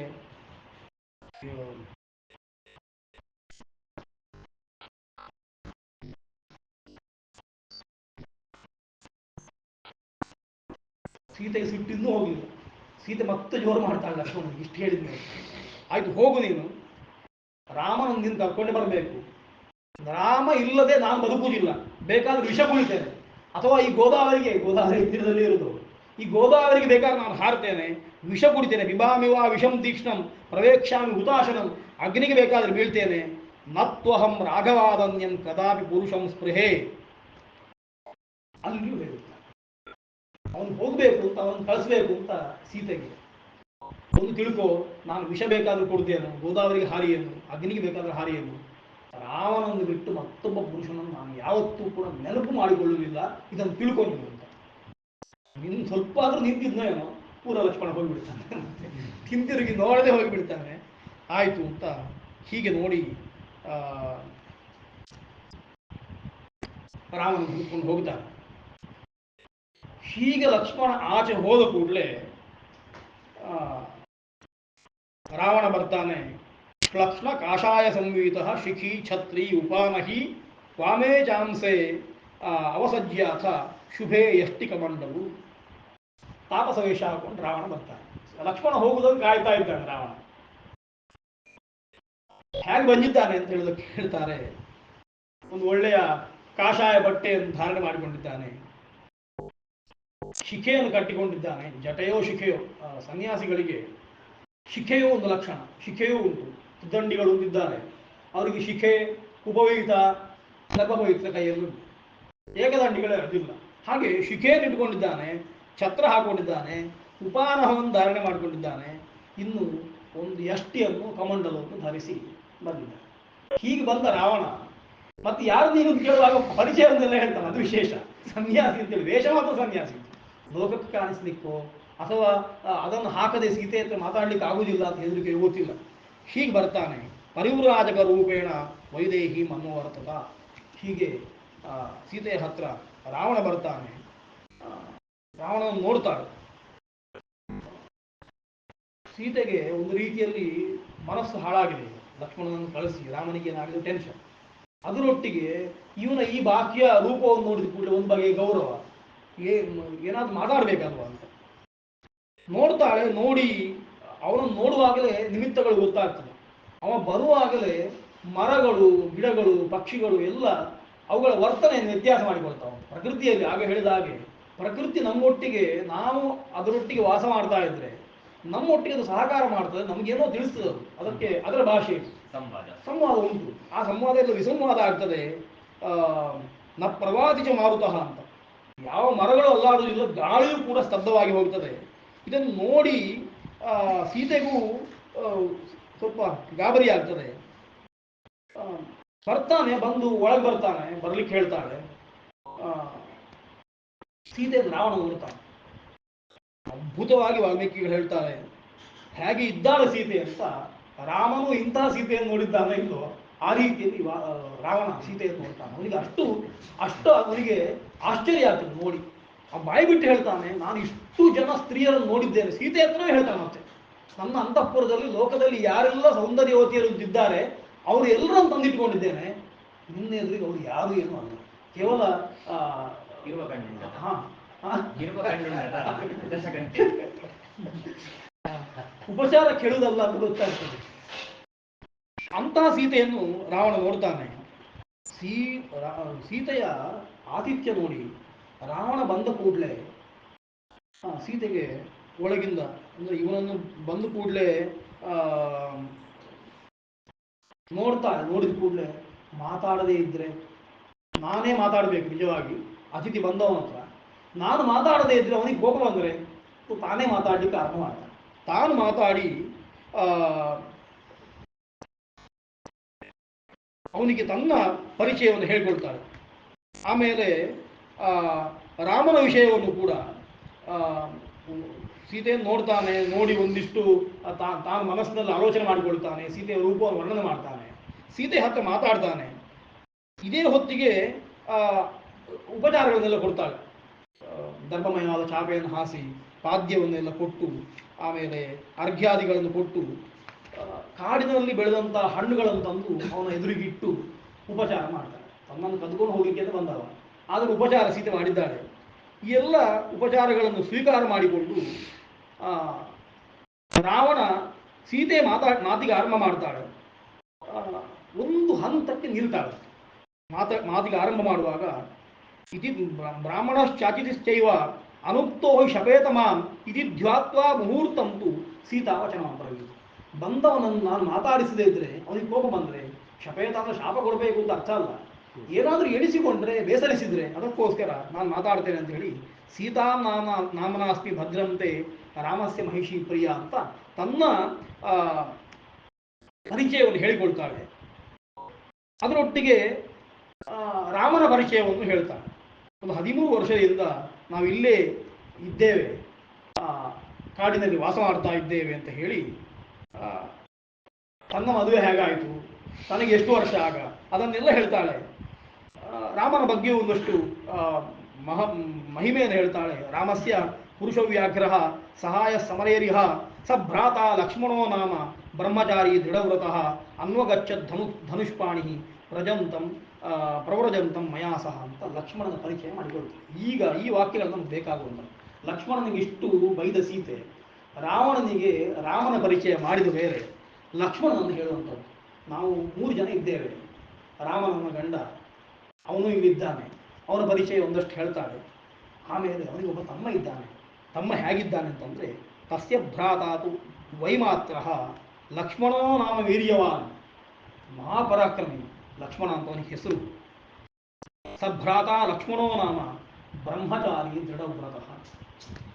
ಈ ಪ್ರಶಂಸೆ ಉಂಟಲ್ವ, ಸೀತೆ ಮನಃಪೂರ್ವಕವಾಗಿ ಹಿಂದೆ ಹೇಳಿದ್ದಲ್ಲ ಅಂತ ಹೇಳಲಿಕ್ಕೆ ಇನ್ನೊಂದು ಸರ್ಗದಲ್ಲಿ ಬಂದದನ್ನು ಹೊಡೆದು ಹಾಕ್ತದೆ. ಅಲ್ಲಲ್ಲಿದ್ದನ್ನು ಅಲ್ಲಲ್ಲಿ ಪರಿಹಾರ ಮಾಡಿಕೊಳ್ಬೇಕು ಅಂತ ಹೇಳಲಿಕ್ಕೆ ಹೋಗಬೇಕು ಅಂತ ಅಷ್ಟೇ ಇದ್ದದ್ದು. ಮಾನಸ ಸಹಜವಾದ ಭಾವ, ಮತ್ತೆ ಅದು ಮತ್ತಿಲ್ಲ, ಸ್ವಭಾವ ಅಷ್ಟೇ, ಮತ್ತಿಲ್ಲ ಅಂತ. ಬ್ರಹ್ಮಚಾರಿ ದೃಢವ್ರತಃ ಅನ್ವಗಚ್ಚತ್ ಗೌಷ್ಪಾಣಿ. ಹೌದು, ಬ್ರಹ್ಮಚಾರಿ ಎನ್ನುವ ವ್ಯವಸ್ಥೆಗೆ ಆ ಧರ್ಮದಲ್ಲಿದ್ದಾನೆ ಅಂತ ಮಾತ್ರ ಅರ್ಥ. ಆ ದೃಢವ್ರತಃ ಅನ್ವಗಚ್ಚತ್ ಧನುಷ್ಪಾಣಿ ಪ್ರವ್ರಜಂತಂ ಮಯಾಸಹ. ಅವ ಎಷ್ಟು ದೃಢವ್ರತ ಅಂತಂದ್ರೆ, ಮಯಾಸಹ ಧನುಷ್ಪಾಣಿ ಅನ್ವಗಚ್ಚತು. ರಾಮ ವನವಾಸಕ್ಕೆ ಹೋಗಬೇಕು ಅಂತ ಹೇಳುವಾಗ ನಾನು ಹೊರಟದ್ದು ಅವನೊಟ್ಟಿಗೆ. ಸೀತೆ ಹೇಳಬೇಕು, ನಾನು ಅವನಿಗೆ ಬಿಡ್ಲಿಕ್ಕೆ ಸಾಧ್ಯ ಇಲ್ಲ, ನಾನು ಹೊರಟದ್ದು. ನನ್ನೊಟ್ಟಿಗೆ ಲಕ್ಷ್ಮಣನು ಬಂದಿದ್ದಾನೆ ಅಂತ ಅಂದ್ರೆ, ನಾವಿಬ್ಬರು ಹೋಗುದು ಅವನಿಗೆ ಇಷ್ಟ ಇಲ್ಲ, ರಾಮನನ್ನು ಕಳಿಸೋದು ಇಷ್ಟ ಇಲ್ಲ, ಸೀತೆಯನ್ನು ಕಳಿಸೋದು ಇಷ್ಟ ಇಲ್ಲ ಅಂತ ಹೇಳಿ ಮಯಾಸಹ ಅನ್ವಗಚ್ಚತು ಅಂತ. ಮಯಾಸಹ ಅನ್ವಗಚ್ಚತು ಅಂತ ಸೀತೆ ಹೇಳಬೇಕು ಅಂತಂದ್ರೆ, ಸೀತೆ ಹಿಂದೆ ಹೇಳಿದ ಮಾತನ್ನು ನೋಡಿಕೊಳ್ಳಿ. ನಾನು ಇನ್ನೊಬ್ಬರನ್ನು ಕಾಣಿಸುವುದಿಲ್ಲ, ಕಣ್ಣಲ್ಲೂ ನೋಡುವುದಿಲ್ಲ, ನನ್ನನ್ನು ಪಡಿಬೇಕು ಅಂತ ಬಯಸಬೇಡ ಅಂತ ಹೇಳುವ ಸೀತೆ ಮಯಾ ಸಹ ಅನ್ವಗಚ್ಚತು, ನನ್ನನ್ನು ಅನುಸರಿಸಿಕೊಂಡು ಬಂದಿದ್ದಾನೆ ಅಂತ. ಇಲ್ಲಿ ಯಾವ ದೋಷಲೇ ಕಲ್ಮಶ ಇಲ್ಲ. ನನ್ನನ್ನು ಅನುಸರಿಸಿಲ್ಲ, ನನ್ನ ಜೊತೆಗೆ ನನ್ನನ್ನು ಅನುಸರಿಸಿಕೊಂಡಲ್ಲ, ಮಯಾ ಸಹ ಅನ್ವಗಚ್ಚತು ಅಂತ ರಾಮನ ಜೊತೆಗೆ ಸರಿ. ಹಾಗೆ ಹೇಳುವಾಗಲೂ ಕೂಡ ಮಯಾಸ ಅನ್ವಗಚ್ಚದು, ರಾಮನನ್ನೇ ಅನ್ವಗಚ್ಚದು, ರಾಮನನ್ನು ಅನುಸರಿಸಿಕೊಂಡು ಬಂದಿದ್ದಾನೆ ಅಂತ ಹೇಳುವಾಗ ಮಯಾಸ ಅಂತ ಉಂಟಲ್ವ ಅಂತ. ಮಯಾಸ ಎನ್ನುವ ವಾಕ್ಯ ಇರುವುದರಿಂದ ಕೆಟ್ಟ ದೃಷ್ಟಿ ಇಲ್ಲ ಎನ್ನುವುದು ಸ್ಪಷ್ಟ ಅಂತ. ಪ್ರತಿಯೊಂದು ಮಾತು ಕೂಡ ಹಿಂದೆ ಹೇಳಿದ ಮಾತು ಎನ್ನುವಂತಹ ಮಾತನ್ನು ಸಮರ್ಥನೆ ಮಾಡಲಿಕ್ಕೆ ಅಲ್ಲ ಅದು. ಆ ದೃಷ್ಟಿಯಿಂದ ಹಾಗೆ ಹೇಳ್ತಾಳೆ. ಹೀಗೆ ಹೇಳಿ ಏನ ವಿಶ್ರಾಸಿತಾ ಲೋಕಾಃ ಸದೇವಾಸುರ ಮಾನುಷಾಃ ಅಹಂ ಸ ರಾವಣೋ ನಾಮ ಸೀತೆಯ ರಕ್ಷೋ ಗಣೇಶ್ವರ. ರಾವಣ ತನ್ನ ಪರಿಚಯವನ್ನು ಹೇಳ್ತಾನೆ. ನೀನು ಯಾರು ಅಂತ ಹೇಳಿದ ಕೂಡಲೇ ವೇಷ ಹಾಕೊಂಡು ಬಂದಂತ ರಾವಣ ಹೇಳ್ತಾನೆ, ಏವಂ ಭುವಂತ್ಯಾಂ ಸೀತಾಯಾಂ ರಾಮಪತ್ನ್ಯಾಂ ಮಹಾಬಲಃ ಪ್ರತ್ಯುವಾಚ ಉತ್ತರಂ ತೀವ್ರಂ ರಾವಣೋ ರಾಕ್ಷಸಾಧಿಪ. ತನ್ನ ಪರಿಚಯವನ್ನು ಹಾಗೆ ಹೇಳ್ಕೊಳ್ತಾನೆ. ನಾವು ಒಬ್ಬ ಸನ್ಯಾಸಿ, ವೇಷ ಹಾಕೊಂಡು ಬಂದಿದ್ದು, ಭಿಕ್ಷೆಗೋಸ್ಕರ ಬಂದಿದ್ದೇನೆ, ಏನಾದರೂ ಸಿಗ್ತದಾಗೋ, ಇದು ಯಾವುದು ಹೇಳುವುದಿಲ್ಲ. ನೇರವಾಗಿ ಪರಿಚಯ ಹೇಳ್ತಾನೆ. ಅಹಂಸ ರಾವಣೋ ನಾಮ ಸೀತೆಯ ರಕ್ಷೋ ಗಣೇಶ್ವರ. ನಾನು ರಾವಣ ಅಂತ ಹೆಸರು ನಂದು, ರಕ್ಷೋಗಣಕ್ಕೆ ಈಶ್ವರನಾಗಿದ್ದೇನೆ. ಯಾಕೆ ಬಂದಿದ್ದೇನೆ ಅಂತ ಕೇಳಿದ್ರೆ, ತ್ವಾಂತು ಕಾಂಚನವರ್ಣಾಭಾಂ ದೃಷ್ಟ್ವಾ ಕೌಶೇಯವಾಸಿನಿ ರತಿಂ ಸ್ವಕೇಶು ದಾರೇಶು ಮಾದಿಗಚ್ಛಾಮ್ಯನಿಂದಿತೆ. ನಿನ್ನನ್ನು ನೋಡಿದ ಮೇಲೆ ನನ್ನ ಹೆಂಡತಿಯರ ಬಗ್ಗೆ ನನ್ನ ಮನಸ್ಸೇ ಇಲ್ಲ ಅಂತಾಗಿ ಹೋಗಿದೆ. ಅಷ್ಟು ಸೌಂದರ್ಯವತಿ ನೀನು. ಹಾಗಾಗಿ ಅವರನ್ನು ಮರೆಯುವಂಥ ರೂಪ ನಿನ್ನಲ್ಲಿ ಉಂಟು. ಅದಕ್ಕೋಸ್ಕರ ನಾನು ನಿನ್ನ ರೂಪ ನೋಡಿ ಮಾರು ಹೋಗಿದ್ದೇನೆ, ನಿನ್ನನ್ನು ಕರ್ಕೊಂಡು ಹೋಗ್ಲಿಕ್ಕೆ ಬಂದಿದ್ದೇನೆ. ಆ ದೃಷ್ಟಿಯಿಂದ ನೋಟಿಗೆ ಬಾ ಅಂತ ನೇರವಾಗಿ ಹೇಳಿಬಿಡ್ತಾನೆ. ತತ್ರ ಸೀತೆ ಮಯಾ ಸಾರ್ಧಂ ವನೇಶು ವಿಚರಿಷ್ಯಸಿ ನಚಾಸ್ಯ ವನವಾಸಸ್ಯ ಸ್ಪೃಹಯಿಷ್ಯಸಿ ಭಾಮಿನಿ. ನಮ್ಮದು ಒಂದಿಷ್ಟು ಕಾಡುಂಟು, ಅರಮನೆ ಉಂಟು, ಕಾಂಚನಮಯವಾದಂತಹ ಸೌಧಗಳಿದ್ದಾವೆ. ಅದನ್ನೆಲ್ಲ ಮತ್ತೆ ಮುಂದೆ ತೋರಿಸ್ತಾನೆ ರಾವಣ. ಅಲ್ಲಿ ಕರ್ಕೊಂಡು ಹೋಗ್ತೇನೆ, ಇದರ ನೆನಪು ಆಗದ ಹಾಗೆ ಮಾಡ್ತೇನೆ ನಿನಗೆ, ಇದರ ನೆನಪು ನಿನಗೆ ಬರದ ಹಾಗೆ ಮಾಡ್ತೇನೆ, ಅದಕ್ಕೋಸ್ಕರ ಬಾ ಅಂತ. ಆಮೇಲೆ ರಾಮನ ಬಗ್ಗೆಯೂ ಹೇಳ್ತಾನೆ. ಲಂಕೆ ಅಂತ ದೊಡ್ಡ ಒಂದು ಪಟ್ಟಣ ಉಂಟು, ಆ ಪಟ್ಟಣಕ್ಕೆ ಕರ್ಕೊಂಡು ಹೋಗ್ತೇನೆ, ಈ ರಾಮನೊಟ್ಟಿಗೆ ನೀನು ಯಾಕೆ ಇರ್ತಿ ಅಂತ. ಹೀಗೆ ಹೇಳಿದ ಕೂಡಲೇ ಸೀತೆಗೂ ಸಿಟ್ಟು ಬರ್ತದೆ. ಸೀತೆಯು ಒಂದಷ್ಟು ರಾವಣನಿಗೆ ಬೈತಾಳೆ. ಲಕ್ಷ್ಮಣನಿಗೆ ಹಿಂದೆ ಏನು ಹೇಳಿದ್ದಾರೋ ಅಂಥದ್ದೇ ವಾಕ್ಯಗಳನ್ನು ರಾವಣನಿಗೂ ಹೇಳ್ತಾಳೆ. ಆ ರೀತಿ ನನ್ನ ಎಣಿಸ್ಕೊಳ್ಬೇಡ, ನಾನು ರಾಮ ಏನು ನಿನಗೆ ಗೊತ್ತಿಲ್ಲ. ಸತ್ಯಸಂಧಂ ಮಹಾಭಾಗಂ ಅಹಂ ರಾಮಮನುವ್ರತ ಮಹಾಬಾಹುಂ ಮಹೋರಸ್ತಂ ಸಿಂಹ ವಿಕ್ರಾಂತಗಾಮಿನಂ ನೃಸಿಂಹಂ ಸಿಂಹ ಸಂಕಾಶಂ ಅಹಂ ರಾಮಮನುವ್ರತ ಅಂತ ತುಂಬ ವಿಷಯಗಳನ್ನು ಹೇಳ್ತಾರೆ ರಾಮನ ಬಗ್ಗೆ. ಅಂತಹ ರಾಮನನ್ನು ನಾನು ಅನುಸರಿಸಿಕೊಂಡು ಬಂದವಳು, ಸತ್ಯಸಂಧನಾಗಿದ್ದಾನೆ, ಆಗಿದ್ದಾನೆ ಅಂಥವನನ್ನು ಬಿಟ್ಟು ನಾನು ಬರಲಿಕ್ಕೆ ಸಾಧ್ಯ ಇಲ್ಲ ಅಂತ ಎಷ್ಟು ಹೇಳಿದ್ರು ಅವನು ಕೇಳುವುದಿಲ್ಲ. ಅಂತೂ ನೀನು ಎಲ್ಲಿಯಾದರೂ ರಾಮನ ವಿರೋಧ ಮಾಡಿ ನನ್ನನ್ನು ಎಳ್ಕೊಂಡು ಹೋಗಿದ್ದ ಅಂದರೆ ಸೂರ್ಯ ಚಂದ್ರಮಸೌ ಚೋಭೌ ಪಾಣಿಭ್ಯಾಂ ಹರ್ತುಮಿಚ್ಛಸಿ. ಅಷ್ಟು ಸುಲಭ ಇಲ್ಲ ಅದು. ಸೂರ್ಯನನ್ನು ಚಂದ್ರನನ್ನು ಒಂದೇ ಕೈಯಿಂದ ಕದ್ಕೊಂಡು ಹೋಗಲಿಕ್ಕೆ ಆಗುವುದಿಲ್ಲ ಅಂತ ಒಂದಷ್ಟು ಮಾತುಗಳನ್ನು ಹೇಳ್ತಾಳೆ. ರಾವಣನೂ ಬಿಡುವುದಿಲ್ಲ. ಆಮೇಲೆ ಒಂದಷ್ಟು ತನ್ನ ಪರಾಕ್ರಮವನ್ನು ಹೇಳ್ತಾನೆ. ತಾನು ಯಾರು, ತಾನು ಎಷ್ಟು ಸಾಧನೆ ಮಾಡಿದ್ದೇನೆ, ನನಗೆ ಯಾರೆಲ್ಲ ಗೌರವ ಕೊಡ್ತಾರೆ ಅಂತ ಒಂದಷ್ಟು ಹೇಳಿಕೊಳ್ತಾನೆ. ಅಷ್ಟು ಹೇಳಿ ಆಮೇಲೆ ರಾಮನನ್ನು ಒಂದಷ್ಟು ಬೈತಾನೆ. ರಾಮ ಅವ ಬುದ್ಧಿಹೀನ, ಅವನಿಗೆ ಪರಾಕ್ರಮ ಇಲ್ಲ, ತಂದೆಯ ಮಾತು ಅಂತ ಕೇಳಿ ಒಬ್ಬ ಕ್ಷತ್ರಿಯನಾದವ ರಾಜ್ಯವನ್ನು ಬಿಟ್ಟು ಬರಬೇಕು ಯಾಕೆ, ಪರಾಕ್ರಮವನ್ನು ಬದಿಗಿಟ್ಟದ್ದು ಯಾಕೆ, ಕಾಡಿನಲ್ಲಿ ತಾಪಸ ವೇಷದಿಂದ ತಾನು ಬಂದದ್ದು ಹಾಕೊಂಡದೇ ವೇಷ, ಅದು ಹೇಳುವಂಥದ್ದು ರಾಮ ಯಾಕೆ ಇಂತಹ ಚೀರಗಳನ್ನು ಧಾರಣ ಮಾಡಿಕೊಂಡು ಬರಬೇಕು ಅಂತ ಹೇಳಿ ಒಂದಷ್ಟು ಹೇಳ್ತಾಳೆ. ಆಮೇಲೆ ಒಂದಷ್ಟು ಬೈತಾನೆ ರಾಮ. ಎಷ್ಟು ಬೈದ್ರು ಏನು ಹೇಳಿದ್ರು ಕೂಡ ಸೀತೆ ಕೇಳುವುದಿಲ್ಲ ಅಂತ ಗೊತ್ತಾಗ್ತದೆ. ಆಮೇಲೆ ಅಪಹರಣ ಮಾಡಬೇಕು ಅಂತ ಬಯಸಿ ನೇರವಾಗಿ ರಾವಣ ತನ್ನ ಕ್ರೌರ್ಯವನ್ನು ಪ್ರದರ್ಶನ ಮಾಡ್ತಾನೆ. ಸೀತೆಯ ಸೊಂಟಕ್ಕೆ ಕೈ ಹಾಕಿ ಅವಳನ್ನು ತನ್ನ ತೊಡೆಯಲ್ಲಿ ಕೂತ್ಕೊಳಿಸಿ ರಥವನ್ನು ಏರ್ತಾನೆ. ಹಾಗಾಗಿ ಮತ್ತೆ ಬಂದ ರಾಮಾಯಣಗಳೆಲ್ಲವೂ ಕೂಡ ಅದನ್ನು ಪರಿಹಾರ ಮಾಡಲಿಕ್ಕೆ ಹೊರಟಿದ್ದಾರೆ. ಸೀತೆಯನ್ನು ರಾವಣನಿಗೆ ಮುಟ್ಲಿಕ್ಕಾಗಲಿಲ್ಲ, ಅದಕ್ಕೋಸ್ಕರ ನೆಲಕ್ಕೆ ಕೈ ಹಾಕಿ ಹಿಡ್ಕೊಂಡು ಹೋದ, ಹಾಗೆ ಹೀಗೆ ಅಂತ ಒಂದಷ್ಟು ಮಾಡಿಕೊಂಡಿದ್ದಾರೆ. ರಾವಣನ ಆತ್ಮಸಾಕ್ಷಾತ್ಕಾರ ಅಂತಲೂ ಒಂದಷ್ಟು ಮಾಡಿಕೊಂಡು ರಾವಣನಿಗೆ ಆ ಬುದ್ಧಿ ಇರಲಿಲ್ಲ ಅಂತ. ಆದರೆ ವಾಲ್ಮೀಕಿಗಳ ದೃಷ್ಟಿಯಲ್ಲಿ ಸೀತೆಯನ್ನು ಅಪಹಾರ ಮಾಡುವಾಗ ಹಾಗೆ ಅಪಹಾರ ಮಾಡ್ತಾನೆ. ರಥದ ಮೇಲೆ ತಾನು ಕುಳಿತುಕೊಂಡು ಸೀತೆಯನ್ನು ಇಟ್ಟುಕೊಂಡು ತಾನು ಹೊರಟು ಮಾರ್ಗ ಮಧ್ಯದಲ್ಲಾಗುವಾಗ ಜಟಾಯು ನೋಡ್ತಾನೆ ಇದನ್ನು. ಜಟಾಯು ಅಲ್ಲೇ ಇದ್ದವ, ಒಂದಷ್ಟು ದೂರ ಹೋಗಿ ಆಗಿದೆ. ಸೀತೆ ಒಂದಷ್ಟು ವಿಲಾಪ ಮಾಡಿದ್ದಾಳೆ. ಈ ಹೊತ್ತಿಗೆ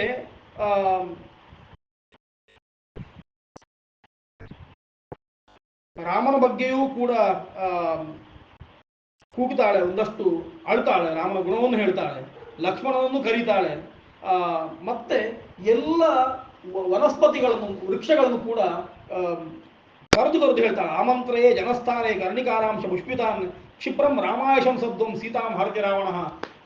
ಕೊನೆಗೆ ಲಕ್ಷ್ಮಣನನ್ನು ಕೂಗುತ್ತಾಳೆ, ರಾಮನನ್ನು ಕೂಗುತ್ತಾಳೆ. ಎಲ್ಲ ಕೂಗಿದ ಮೇಲೆ ಮರಗಿಡಗಳ ಹತ್ರ ಕೇಳ್ತಾಳೆ, ಸೀತೆಯನ್ನು ರಾವಣ ಕದ್ಕೊಂಡು ಹೋಗ್ತಾ ಇದ್ದಾನೆ, ಇದನ್ನು ರಾಮನಿಗೆ ಹೇಳಿ ಅಥವಾ ಏನಾದರೂ ಮಾಡಿ ಅಂತ. ಎಲ್ಲ ದೇವತೆಗಳನ್ನು ಕುರಿತು ಹೇಳ್ತಾಳೆ. ಏನು ಹೇಳಿದ್ರು ಏನು ಮಾಡ್ಲಿಕ್ಕೆ ಆಗುವುದಿಲ್ಲ. ಈ ರೀತಿಯಲ್ಲಿ ಕೂಗ್ತಾ ಹೋಗುತ್ತಾ ಇರುವಾಗ ವನಸ್ಪತಿಗತಂ ಗೃದ್ರಂ ದದರ್ಶ ಆಯತಲೋಚನ ಅಂತ ಸೀತೆ ಜಟಾಯುವನ್ನು ನೋಡ್ತಾನೆ. ಈ ಹೊತ್ತಿಗೆ ಜಟಾಯು ಬರ್ತಾನೆ. ಗೊತ್ತಾಗ್ತದೆ ಅವನಿಗೆ ರಾವಣ ಸೀತೆಯನ್ನು ಕದ್ಕೊಂಡು ಹೋಗ್ತಾ ಇದ್ದಾನೆ ಅಂತ. ಮುಂದೆ ಬಂದು ಯುದ್ಧಕ್ಕೋಸ್ಕರವಾಗಿ ಆತ ಪ್ರವೃತ್ತಿ ಮಾಡ್ತಾನೆ. ಜಟಾಯುಗೂ ರಾವಣನಿಗೂ ಒಂದಷ್ಟು ಮಾತಾಗ್ತದೆ, ಆಮೇಲೆ ಯುದ್ಧವೂ ಆಗ್ತದೆ.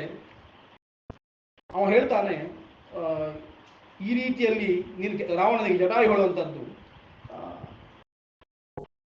ಅಜೀರ್ಣಕ್ಕೆ ಕಾರಣವಾಗುವಂಥ ಅನ್ನವನ್ನು ತಿನ್ನಬಾರದು, ನಿನಗಿದು ಆಗುವುದಿಲ್ಲ, ರಾಮ ಏನು ನಿನಗೆ ಗೊತ್ತಿಲ್ಲ, ರಾಮನ ಹೆಂಡತಿಯನ್ನು ಅಪಹಾರ ಮಾಡ್ತಾ ಇದ್ದಿ, ಆಲೋಚನೆ ಮಾಡು. ಯಾವ ಅನ್ನ ತಿನ್ನಬೇಕು ಅಂತಂದ್ರೆ ಯಾವುದು ನಮಗೆ ಜೀರ್ಣ ಆಗ್ತದೆ ಅದನ್ನು ತಿನ್ನಬೇಕು. ನಮಗೆ ಜೀರ್ಣ ಆಗದೇ ಇರುವಂಥ ಅನ್ನವನ್ನು ತಿನ್ನಲಿಕ್ಕೆ ಹೋಗಬಾರದು. ಹಾಗಾಗಿ ನನ್ನ ಪರಿಚಯ ಹೇಳಿಕೊಳ್ತೇನೆ ಅಂತ ಹೇಳಿ 60,000 ವರ್ಷ ಆಯಿತು ನನಗೆ, ನಾನು ಆ ಕಾಲದಿಂದ ಇದ್ದೇನೆ. ಷಷ್ಟಿರು ವರ್ಷ ಸಹಸ್ರಾಣಿ ಜಾತಸ್ಯ ಮಮ್ಮ ರಾವಣ ಅಂತ ಜಟಾಯು ತನ್ನ ಪರಿಚಯ ಹೇಳಿಕೊಡ್ತಾನೆ. ಜಟಾಯು ಬಲ ಇಲ್ಲ. ವಾಲ್ಮೀಕಿಗಳ ಮಾತನ್ನೇ ನೋಡುವಾಗ ಗೊತ್ತಾಗ್ತದೆ, ತುಂಬ ಯುದ್ಧ ಮಾಡಿದ್ದಾನೆ ರಾವಣ ಜಟಾಯುನೊಟ್ಟಿಗೆ. ಸಾಮಾನ್ಯದಲ್ಲಿ ಬಿಟ್ಟುಕೊಡಲಿಲ್ಲ ಜಟಾಯು. ಎಷ್ಟಾಗ್ತದೋ ಅಷ್ಟು ಹೋರಾಡ್ತಾನೆ. ಒಂದಷ್ಟು ಶಸ್ತ್ರಗಳನ್ನು ನಾಶ ಮಾಡ್ತಾನೆ, ರಾವಣನ ಬಾಣಗಳನ್ನು ನಾಶ ಮಾಡ್ತಾನೆ, ರಥವನ್ನು ಧ್ವಂಸ ಮಾಡ್ತಾನೆ, ರಾವಣನನ್ನು ಕೂಡ ಬೀಳಿಸ್ತಾನೆ. ಕೊಕ್ಕಿನಿಂದ ಉಗುರುಗಳಿಂದೆಲ್ಲ ಗೀರಿ ರಾವಣನನ್ನು ಒಂದಷ್ಟು ತೊಂದರೆ ಕೊಡ್ತಾನೆ. ಅಷ್ಟು ಕೊಟ್ಟರು ರಾವಣನ ಪರಾಕ್ರಮ ಕಮ್ಮಿ ಆಗುವುದಿಲ್ಲ, ಜಟಾಯುನದ್ದು ಕಮ್ಮಿ ಆಗುವುದಿಲ್ಲ. ಒಂದು ಹಂತದಲ್ಲಿ ರಾವಣ ಖಡ್ಗದಿಂದ ಜಟಾಯುನ ರೆಕ್ಕೆಯನ್ನು ಕಡಿದು ಬಿಡ್ತಾನೆ. ಹಾಗೆ ಅವನ ಕೊಕ್ಕು ಕೂಡ ಭಗ್ನ ಆಗ್ತದೆ, ರೆಕ್ಕೆಯನ್ನು ಕಡಿತಾನೆ. ಹೀಗೆ ಜಟಾಯುವನ್ನು ಕೊಂದು, ಜಟಾಯು ಪೂರ್ಣ ಸಾಯುವುದಿಲ್ಲ, ಪರಾಭವಗೊಳಿಸಿ ರೆಕ್ಕೆಯನ್ನು ಕಡಿದು ಅವನನ್ನು ಬೀಳಿಸಿ ಮತ್ತೆ ಸೀತೆಯನ್ನು ಅಪಹಾರ ಮಾಡಿಕೊಂಡು ಮೇಲೆ ಹಾರಿ ಹೋಗ್ತಾನೆ. ಶೇತೆ ವಿನಿಹತೋ ಭೂಮೌ ಅಭಾಗ್ಯಾದ ವಿಹಂಗಮಃ ತ್ರಾಹಿಮಾ ಮಧ್ಯ ಕಾಕುಸ್ಥ ಲಕ್ಷ್ಮಣೇತಿ ವರಾಂಗನ. ಸೀತೆ ಮತ್ತೆ ಕೂಗ್ತಾಳೆ. ಜಟಾಯು ಆದ್ರೆ ಬಂದಿದ್ದ ನನಗೆ ಭಾಗ್ಯದಿಂದ. ಆದರೆ ದೌರ್ಭಾಗ್ಯ ಏನು ಅಂತಂದ್ರೆ ಅವನಿಗೂ ನನ್ನನ್ನು ರಕ್ಷಣೆ ಮಾಡ್ಲಿಕ್ಕೆ ಆಗಲಿಲ್ಲ. ಅದಕ್ಕೋಸ್ಕರ ರಾಮನೇ ರಕ್ಷಣೆ ಮಾಡಬೇಕು ಅಂತ ರಾಮನನ್ನು ಕುರಿತು ಆಕೆ ಒಂದಷ್ಟು ಕೂಗುತ್ತಾಳೆ. ಎಲ್ಲರೂ ನೋಡ್ತಾ ಇದ್ದಾರೆ. ಕೆಳಗಿನಿಂದ ಒಂದಷ್ಟು ತಿರ್ಯಕ್ ಆಮೇಲೆ ಒಂದಷ್ಟು ಋಷಿಗಳಿದ್ದಾರೆ. ಅವರೆಲ್ಲ ನೋಡ್ತಾ ಇದ್ರು, ಯಾರಿಗೂ ಏನು ಮಾಡ್ಲಿಕ್ಕೆ ಆಗುವುದಿಲ್ಲ. ಅವರೆಲ್ಲ ಹೇಳ್ತಾ ಇದ್ದಾರಂತೆ, ನಾಸ್ತಿ ಧರ್ಮ ಕುತಃ ಸತ್ಯಂ ನಾರ್ಜವಂ ನಾನೃಶಂಸತ ಯತ್ರ ರಾಮಸ್ಯ ವೈದೇಹೀಂ ಸೀತಾಂ ಹರತಿ ರಾವಣ ಇತಿ ಭೂತಾನಿ ಸರ್ವಾಣಿ ಗಣಶಃ ಪರ್ಯದೇವಯನ್ ಅಂತ ಎಲ್ಲ ತಿರ್ಯಕ್ ಜಂತುಗಳು, ಭೂತಗಳು ಹೇಳ್ತಾ ಇದ್ದನ್ನು ನೋಡಿ ಅಸಹಾಯಕರಾಗಿದ್ದಾರೆ. ಏನು ಮಾಡ್ಲಿಕ್ಕೆ ಆಗ್ತಾ ಇಲ್ಲ. ರಾವಣನಿಗೂ ಸೀತೆಗೂ ಏನು ಮಾಡ್ಲಿಕ್ಕೆ ಆಗ್ತಾ ಇಲ್ಲ. ಈ ಸೀತೆಗೆ ಸಹಾಯ ಮಾಡಲಿಕ್ಕೆ ಅಂತ ಬಂದವರಿಗೂ ಏನು ಮಾಡ್ಲಿಕ್ಕೆ ಆಗ್ತಾ ಇಲ್ಲ. ಅವ್ರು ಹೇಳ್ತಾರೆ, ಇನ್ನು ಧರ್ಮ ಇಲ್ಲಿ ಅಂತ. ಎಲ್ಲಿ ರಾಮನ ಮಡದಿಯಾದಂತಹ ಸೀತೆಯನ್ನೇ ರಾವಣ ಕೈ ಹಾಕಿ ಎಳ್ಕೊಂಡು ಹೋಗ್ತಾ ಇದ್ದಾನಂತಂದ್ರೆ ಮತ್ತೆ ಧರ್ಮಕ್ಕೆ ಸ್ಥಾನ ಇಲ್ಲ ಅಂತ ಆಗ್ತದೆ. ಹಾಗಾಗಿ ಇದು ಯಾವುದೂ ಇಲ್ಲ, ಆರ್ಜವ ಇಲ್ಲ, ನೃಶಂಸತ್ವ ಅನುಶಂಸೆ ಇಲ್ಲ. ಹಾಗಾಗಿ ಆ ದೃಷ್ಟಿಯಿಂದ ಲೋಕ ಹಾಳಾಯಿತು ಅಂತ ಅವರೇ ಹೇಳಿಕೊಳ್ತಾರೆ. ಇನ್ನು ಸೀತೆ ಮಾರ್ಗ ಮಧ್ಯದಲ್ಲಿ ಹೋಗುವಾಗ ರಾವಣನಿಗೆ ಒಂದಿಷ್ಟು ಬೈತಾಳೆ. ನೀನು ಈ ರೀತಿಯಲ್ಲಿ ಕೆಲಸ ಮಾಡಬಾರದು, ತಪ್ಪು ಕೆಲಸ ಮಾಡಿದ್ದಿ, ರಾಮನಿಗೆ ಮೋಸ ಮಾಡಿದ್ದಿ, ಎದುರಿಗೆ ಬಂದು ನೀನು ಕೆಲಸ ಮಾಡಬೇಕಿತ್ತು, ಯುದ್ಧ ಮಾಡಬೇಕಿತ್ತು, ಹಿಂಬಾಲಿಯಿಂದ ಬರುವ ಹಾಗೆ ಆಯಿತು, ಹಾಗಾಗಿ ನೀನು ಪರಾಕ್ರಮಿ ಅಲ್ಲ ಅಂತ ಹೇಳಿ, ಸುದೃಶಂಸಂ ಅಧರ್ಮಿಷ್ಟಂ ತವ ಶೌಟೀರ್ಯ ಮಾನಿನಃ ದಿಕ್ತೇ ಶೌರ್ಯಂಚ ಸತ್ವಂಚ ಯತ್ವಯ ಖಚಿತಂ ತದಾ. ನೀನು ಬಂದು ನನ್ನ ಹತ್ರ ಮಾತಾಡುವಾಗಲೇ ಗೊತ್ತಾಯ್ತು ನೀನು ಯಾರು ಅಂತ. ಈ ರೀತಿಯ ಪರಾಕ್ರಮವನ್ನು ನೀನು ತೋರಿಸಬಾರ್ದು, ನಿನ್ನ ಪರಾಕ್ರಮ ನಿಜವಾಗದೇ ಆಗಿದ್ದರೆ ರಾಮನ ಎದುರಿಗೆ ಬರಬೇಕಿತ್ತು ಅಂತ ಒಂದಷ್ಟು ಸೀತೆಯು ಬೈತಾಳೆ. ಹೀಗೆ ರಥದಲ್ಲಿ ಹೋಗ್ತಾ ಇರುವಾಗ ಸೀತೆ ಕೆಳಗೆ ನೋಡ್ತಾಳೆ. ಕೆಳಗೆ ನೋಡುವಾಗ ಪಂಪಾ ತೀರದಲ್ಲಿ ಒಂದು ಗುಡ್ಡೆಯ ಮೇಲೆ ಒಂದು 5 ಜನ ಕಪಿಗಳು ಕುಳಿತುಕೊಂಡಿದ್ದಾರೆ. ಅವರನ್ನು ನೋಡ್ತಾಳೆ ಸೀತೆ. ನೋಡಿ ಅವಳಿಗೆ ಗೊತ್ತಾಗ್ತದೆ ಯಾರಾದರೂ ನನಗೆ ಸಹಾಯಕ್ಕೆ ಬಂದಾರು ಅಂತ ಎಣಿಸಿಕೊಂಡು ಆ ಹೊತ್ತಿಗೆ ತನ್ನ ಉತ್ತರೀಯವನ್ನು ತೆಗೀತಾಳೆ. ಬಂಗಾರದ ಬಣ್ಣದ ಉತ್ತರೀಯ, ವಾಲ್ಮೀಕಿಗಳು ಹೇಳ್ತಾರೆ ಅಂತ ಉತ್ತರೀಯದಲ್ಲಿ ಒಂದಿಷ್ಟು ಆಭರಣಗಳನ್ನು ಹಾಕಿ ಗಂಟು ಕಟ್ಟಿ ಅದನ್ನು ಕೆಳಗೆ ಬಿಸಾಡ್ತಾಳೆ. ರಾಮ ಮುಂದೆ ನನ್ನನ್ನು ಹುಡುಕ್ತಾ ಬರುವಾಗ ನನ್ನ ಸಂಕೇತ ಅಂತ ಒಂದಷ್ಟು ಸಿಗಲಿ ಅಂತ. ಅದಕ್ಕಿಂತ ಹಿಂದೆ ರಾಮಾಯಣವೇ ಹೇಳುವ ಹಾಗೆ ಸೀತೆ ಧರಿಸಿಕೊಂಡಿದ್ದಂತಹ ಹಾರಗಳು, ಅದರ ಆಭರಣಗಳ ಮಣಿಗಳು, ಅದರ ತುಂಡುಗಳು, ಆಮೇಲೆ ಹಾರದಲ್ಲಿರುವಂಥ ಪುಷ್ಪಗಳೆಲ್ಲ ಆ ದಾರಿಯಲ್ಲಿ ದಕ್ಷಿಣಾಭಿಮುಖವಾಗಿ ಬಿದ್ದಿದ್ದಾವೆ ಅಂತ. ಮುಂದೆ ರಾಮ ಬರುವಾಗಲೂ ಕೂಡ ಆ ಬದಿಗೆ ಸೀತೆ ಹೋಗಿದ್ದಾಳೆ ಅಂತ ಗೊತ್ತಾಗ್ತದೆ ಅವನಿಗೆ. ಯಾಕೆ ಅಂತಂದ್ರೆ ಈ ಮರಗಳು ಗಿಡಗಳೆಲ್ಲ ಆ ಬದಿ ನೋಡ್ತಾ ಇದ್ದಾವೋ ಅಂತ ಭಾಸ ಆಗ್ತಾ ಇತ್ತಂತೆ. ಜೋರು ಗಾಳಿ ಬಂದ ಕೂಡಲೇ ಮರಗಳೆಲ್ಲ ಒಂದು ಬದಿಗೆ ಬಗ್ತಾವಲ್ಲ, ಗಾಳಿ ಎಲ್ಲಿಂದ ಬಂದಿದೆ ಅಂತ ಗೊತ್ತಾಗ್ತದೆ. ಆ ರೀತಿಯಲ್ಲಿ ಕಾಣ್ತದೆ ಅಂತ ಹೇಳ್ತಾರೆ. ಹೀಗೆ ಅವರನ್ನು ನೋಡಿ ಸೀತೆ ತನ್ನ ಭೂಷಣಗಳನ್ನೆಲ್ಲ ಗಂಟು ಕಟ್ಟಿ ಅದನ್ನು ಒಂದು ವಸ್ತ್ರದಲ್ಲಿ ಹಾಕಿ ಅವರ ಮಧ್ಯಕ್ಕೆ ಬಿಸಾಡ್ತಾಳೆ. ಅಂತೂ ಏನು ಮಾಡಲಿಕ್ಕಾಗುವುದಿಲ್ಲ. ರಾವಣ ಸೀತೆಯನ್ನು ಅಂತಃಪುರಕ್ಕೆ ಕರ್ಕೊಂಡು ಹೋಗಿ ಅಲ್ಲಿ ಇರಿಸ್ತಾನೆ, ತತ್ಕಾಲಕ್ಕೆ ಅಂತ ಇರಿಸ್ತಾನೆ. ಇರಿಸಿ ಅವಳ ರಕ್ಷಣೆಗೆ ಅಂತ ಒಂದಷ್ಟು ಪಿಶಾಚಮುಖರಾದ ಉಗ್ರ ಸ್ವರೂಪದಂತಹ ರಾಕ್ಷಸಿಯರನ್ನೆಲ್ಲ ಸೇರಿಸಿ ಅವರ ಹತ್ರ ಹೇಳಿ ಇವಳನ್ನು ರಕ್ಷಣೆ ಮಾಡಬೇಕು, ಇವಳು ನನ್ನನ್ನು ಒಪ್ಪು ಹಾಗೆ ಮಾಡಬೇಕು ಅಂತ ಹೇಳಿ ಅಂತಃಪುರದಲ್ಲಿ ಇಡ್ತಾರೆ. ಆಮೇಲೆ ಮತ್ತೆ ಆತ್ಮಾನಂ ಬುದ್ಧಿವೈಕ್ಲವ್ಯಾತ ಕೃತಕೃತ್ಯಂ ಅಮನ್ಯತ ಅಂತ ರಾವಣನಿಗೆ ಸಂತೋಷ ಅಂತ, ವಿಕ್ಲವ ಆಗಿದೆ ಅಂತೂ ಇಷ್ಟು ಸಾಧನೆ ಆದರೂ ಮಾಡಿದೆ ಅಂತ, ಸೀತೆಯನ್ನು ಕರ್ಕೊಂಡು ಬಂದೆ ಅಂತ ಒಂದು ಬಾರಿ ನಿಟ್ಟುಸಿರು ಬಿಡ್ತಾನೆ. ತುಂಬಾ ಸಮಸ್ಯೆ ಆಗಿದೆ. ಜಟಾಯುವಿನ ಹತ್ರ ಮಾಡಿದಂಥ ಯುದ್ಧ ಎನ್ನುವಂಥದ್ದು ಕೂಡ ಅದು ತುಂಬಾ ಘೋರವಾದಂಥ ಯುದ್ಧವೇ. ಹಾಗಾಗಿ ತೊಂದರೆ ಉಂಟು ಅಂತ ಅವನಿಗೆ ಗೊತ್ತುಂಟು, ಇಲ್ಲ ಅಂತಲ್ಲ. ಒಳಗೆ ಬಂದು ಕೂಡಲೇ, ಮನೆಗೆ ಬಂದು ಕೂಡಲೇ ಆರಾಮ ಅಂತ ಅನಿಸ್ತದೆ. ಕೃತಕೃತ್ಯಂ ಅಮನ್ಯತ, ನಾನು ಕೃತಕೃತ್ಯನಾಗಿದ್ದೇನೆ ಅಂತ ಭಾವಿಸಿಕೊಳ್ತಾನೆ. ಹೀಗೆ ಭಾವಿಸಿಕೊಂಡು ಕೊನೆಗೆ ಸೀತೆ ಹತ್ರ ಒಂದಿಷ್ಟು ಮಾತು ಹೇಳ್ತಾನೆ. ಲಂಕೆಯನ್ನು ತೋರಿಸ್ತಾನೆ. ಸಬಲಾದರ್ಶಯಾಮಾಸ ಗೃಹಂ ದೇವಗೃಹೋಪಮಂ, ತನ್ನ ಇಡೀ ಲಂಕೆಯನ್ನು ತೋರಿಸ್ತಾನೆ. ಹರ್ಮ್ಯಗಳನ್ನು, ಪ್ರಾಸಾದಗಳನ್ನು, ಅದೇ ರೀತಿಯಲ್ಲಿ ಒಂದಷ್ಟು ಸಾವಿರಗಟ್ಟಲೆ ಅಂತಃಪುರ ಸ್ತ್ರೀಯರನ್ನು ತೋರಿಸ್ತಾನೆ.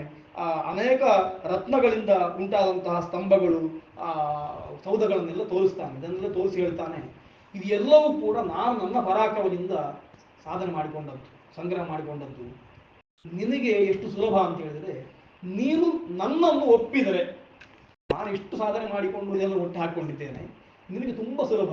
ನೀನು ಒಂದು ಕ್ಷಣದಲ್ಲಿ ನನ್ನನ್ನು ಒಪ್ಪಿದಿ ಅಂತಂದ್ರೆ ಇದು ಇಷ್ಟೂ ಸೇರಿ ನಾನೂ ಸೇರಿ ನಿನ್ನ ಅಡಿಯಾಳಾಗುತ್ತೇನೆ ರಾವಣ ಸೀತೆ ಹತ್ರ ಹೇಳ್ತಾನೆ. ಹಾಗಾಗಿ ಇದನ್ನೆಲ್ಲ ನಿನಗೆ ಕೊಡ್ತೇನೆ. ತೇಷಾಂ ಪ್ರಭುರಹಂ ಸೀತೆ ಸರ್ವೇಷಾಂ ಭೀಮಕರ್ಮಣ, ಒಂದಷ್ಟು ಜನರನ್ನು ತೋರಿಸ್ತಾನೆ. ನೋಡು ಇವರೆಲ್ಲ ಇದ್ದಾರೆ, ನೋಡು ಒಬ್ಬೊಬ್ಬರು ಕೂಡ ಮಹಾಸಾಹಸವಂತರು, ಇವರಿಗೆಲ್ಲ ನಾನು ಪ್ರಭು ಆಗಿದ್ದೇನೆ, ನೀನು ಮನಸ್ಸು ಮಾಡಿದರೆ ಇವರಿಗೆಲ್ಲರಿಗೆ ರಾಣಿ ಆಗಬಹುದು ಅಂತ ಹೀಗೆಲ್ಲ ತೋರಿಸಿ ಹೇಳುವಾಗ ಸೀತೆ ರಾವಣ ಹತ್ರ ಮಾತಾಡಿದ್ದು ಹೇಗೆ ಅಂತ ವಾಲ್ಮೀಕಿಗಳು ಹೇಳ್ತಾರೆ ತೃಣಂ ಅಂತರದ ಕೃತ್ವ ಅಂತ. ಈ ಎಲ್ಲ ಮಾತುಗಳನ್ನು ರಾವಣ ಹೇಳುವಾಗ ಮಾತಾಡ್ಲಿಕ್ಕೆ ಪ್ರಯತ್ನ ಮಾಡ್ತಾನೆ. ಹಾಗೆ ಪ್ರಯತ್ನ ಮಾಡುವಾಗ ಸೀತೆ ರಾವಣನ ಹತ್ರ ಮಾತಾಡಲಿಲ್ಲ ಅಂತ, ಮುಖಕ್ಕೆ ಮುಖ ಕೊಟ್ಟು ಮಾತಾಡಲಿಲ್ಲ. ಒಂದು ಹುಲ್ಲು ಕಡ್ಡಿಯನ್ನು ಎದುರಿಟ್ಟು ಅದರ ಹತ್ರ ಮಾತಾಡಿದ್ಲು ಅಂತ ಒಂದು ಧ್ವನಿ, ನೀನು ಏನೂ ಅಲ್ಲ ಅಂತ, ಹುಲ್ಲು ಕಡ್ಡಿ ಹತ್ರ ಮಾತಾಡೋದು ಅಂತ ಸ್ವಾಭಾವಿಕವಾಗಿ ಅದು ಸ್ವಭಾವ, ಸ್ತ್ರೀಯ ಸ್ವಭಾವ. ಹಾಗೆ ಆ ದೃಷ್ಟಿಯಿಂದ ರಾವಣ ಏನೂ ಅಲ್ಲ ಅಂತ ಹೇಳಿ ಒಂದು ಮತ್ತೊಂದು ಅವನನ್ನು ನೋಡುವುದಿಲ್ಲ ಅಂತ ಹುಲ್ಲು ಕಡ್ಡಿಯನ್ನು ಮುಂದಿಟ್ಟುಕೊಂಡು ಆಕೆ ಮಾತಾಡಿದ್ಲು ಅಂತ ವಾಲ್ಮೀಕಿಗಳು ಹೇಳ್ತಾರೆ. ಈ ಹೊತ್ತಿಗೆ ರಾಮಾಯಣದಲ್ಲಿ ಮತ್ತೊಂದು ಪ್ರಸಂಗ ಬರ್ತದೆ. ಬ್ರಹ್ಮದೇವರಿಗೆ ಒಂದು ಸ್ವಲ್ಪ ಆತಂಕ ಆಯಿತು ಅಂತ ಒಂದು ಸರ್ಗ. ಪ್ರಸಿದ್ಧವಾದ ಕಥೆಯಲ್ಲಿ ನಾವು ಅದನ್ನು ಹೇಳುವುದಿಲ್ಲ, ಬಿಟ್ಟು ಹೋಗಿದೆ, ವಾಲ್ಮೀಕಿ ರಾಮಾಯಣದಲ್ಲಿ ಬಂದದ್ರಿಂದ ಹೇಳ್ತೇನೆ. ಸೀತೆ ರಾವಣನ ಅಂತಃಪುರದಲ್ಲಿ ರಾವಣ ಇಡ್ತಾನೆ.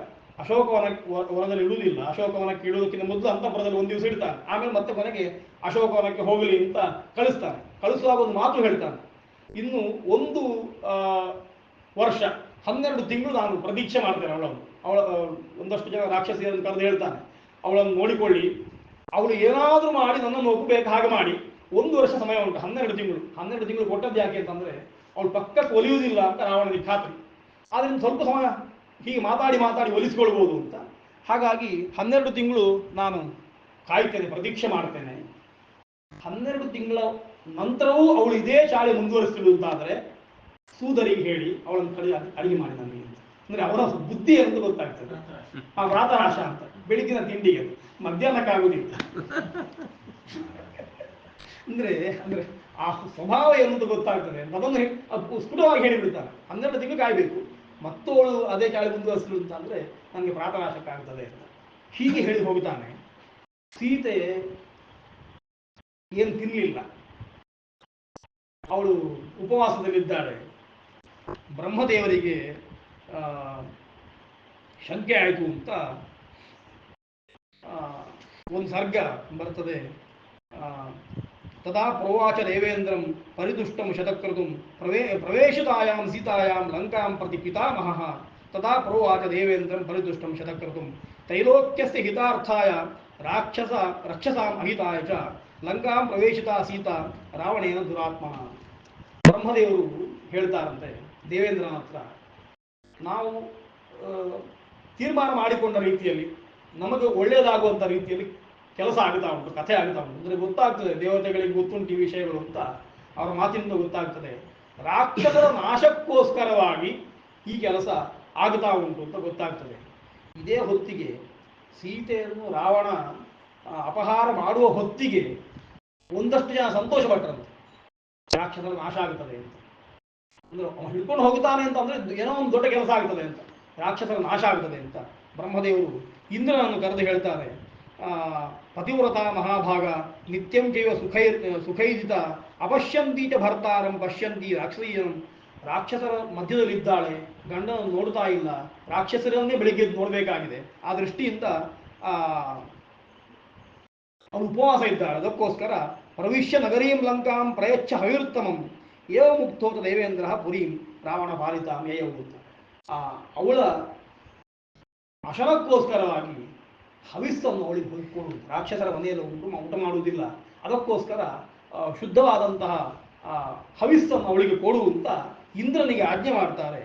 ಇಂದ್ರ ಬ್ರಹ್ಮದೇವರ ಆಜ್ಞೆಯಿಂದ ಹವಿಷ್ಯ ಅನ್ನೋವನ್ನು ಹಿಡ್ಕೊಂಡು ಬರ್ತಾನೆ ಅಂತ, ಅಶೋಕವನಕ್ಕೆ ಬರ್ತಾನೆ. ಬಂದು ಸೀತೆಯ ಮುಂದೆ ನಿಂತುಕೊಂಡು ಹೇಳ್ತಾನೆ, ನಾನು ದೇವರಾಜನಾಗಿದ್ದೇನೆ, ಇಂದ್ರನಾಗಿದ್ದೇನೆ, ಬ್ರಹ್ಮದೇವರಿಂದ ಆಜ್ಞಪ್ತನಾಗಿದ್ದೇನೆ, ನೀನು ಏನು ತಿಂತಾ ಇಲ್ಲ, ಅದಕ್ಕೋಸ್ಕರ ಹವಿಷ್ಯ ಅನ್ನೋವನ್ನು ಕೊಡ್ತೇನೆ. ಕ್ಷೀರದಿಂದ ಹಾಕಿದವಾದಂತಹ ಅನ್ನ, ಅದನ್ನು ತಿಂದರೆ ಮತ್ತೆ ಸಾಮಾನ್ಯವಾಗಿ ಕ್ಷುದ್ರಗಳಾಗುವುದಿಲ್ಲ ಅಂತ, ಹಸಿವು ಬಾಯಾರಿಕೆಗಳು ಆಗುವುದಿಲ್ಲ, ಹಾಗಾಗಿ ಅದನ್ನು ಸ್ವೀಕಾರ ಮಾಡಬೇಕು ಅಂತ. ಸೀತೆಗೆ ಸಂಶಯ, ಅವಳು ಹೇಳ್ತಾಳೆ ಅದು ಆಗುವುದಿಲ್ಲ, ಯಾಕೆ ಅಂತ ಕೇಳಿದ್ರೆ ನೀನು ಯಾರು ಅಂತ ಹೇಗೆ ನಾನು ನಂಬುವುದು ಅಂತ. ಅದಕ್ಕೋಸ್ಕರ ಅವ ತಾನು ದೇವತೆ ಅಂತ ತೋರಿಸಿಕೊಡ್ತಾನೆ ಅಂತ ವಾಲ್ಮೀಕಿಗಳದ್ದು ಹೇಳ್ತಾರೆ.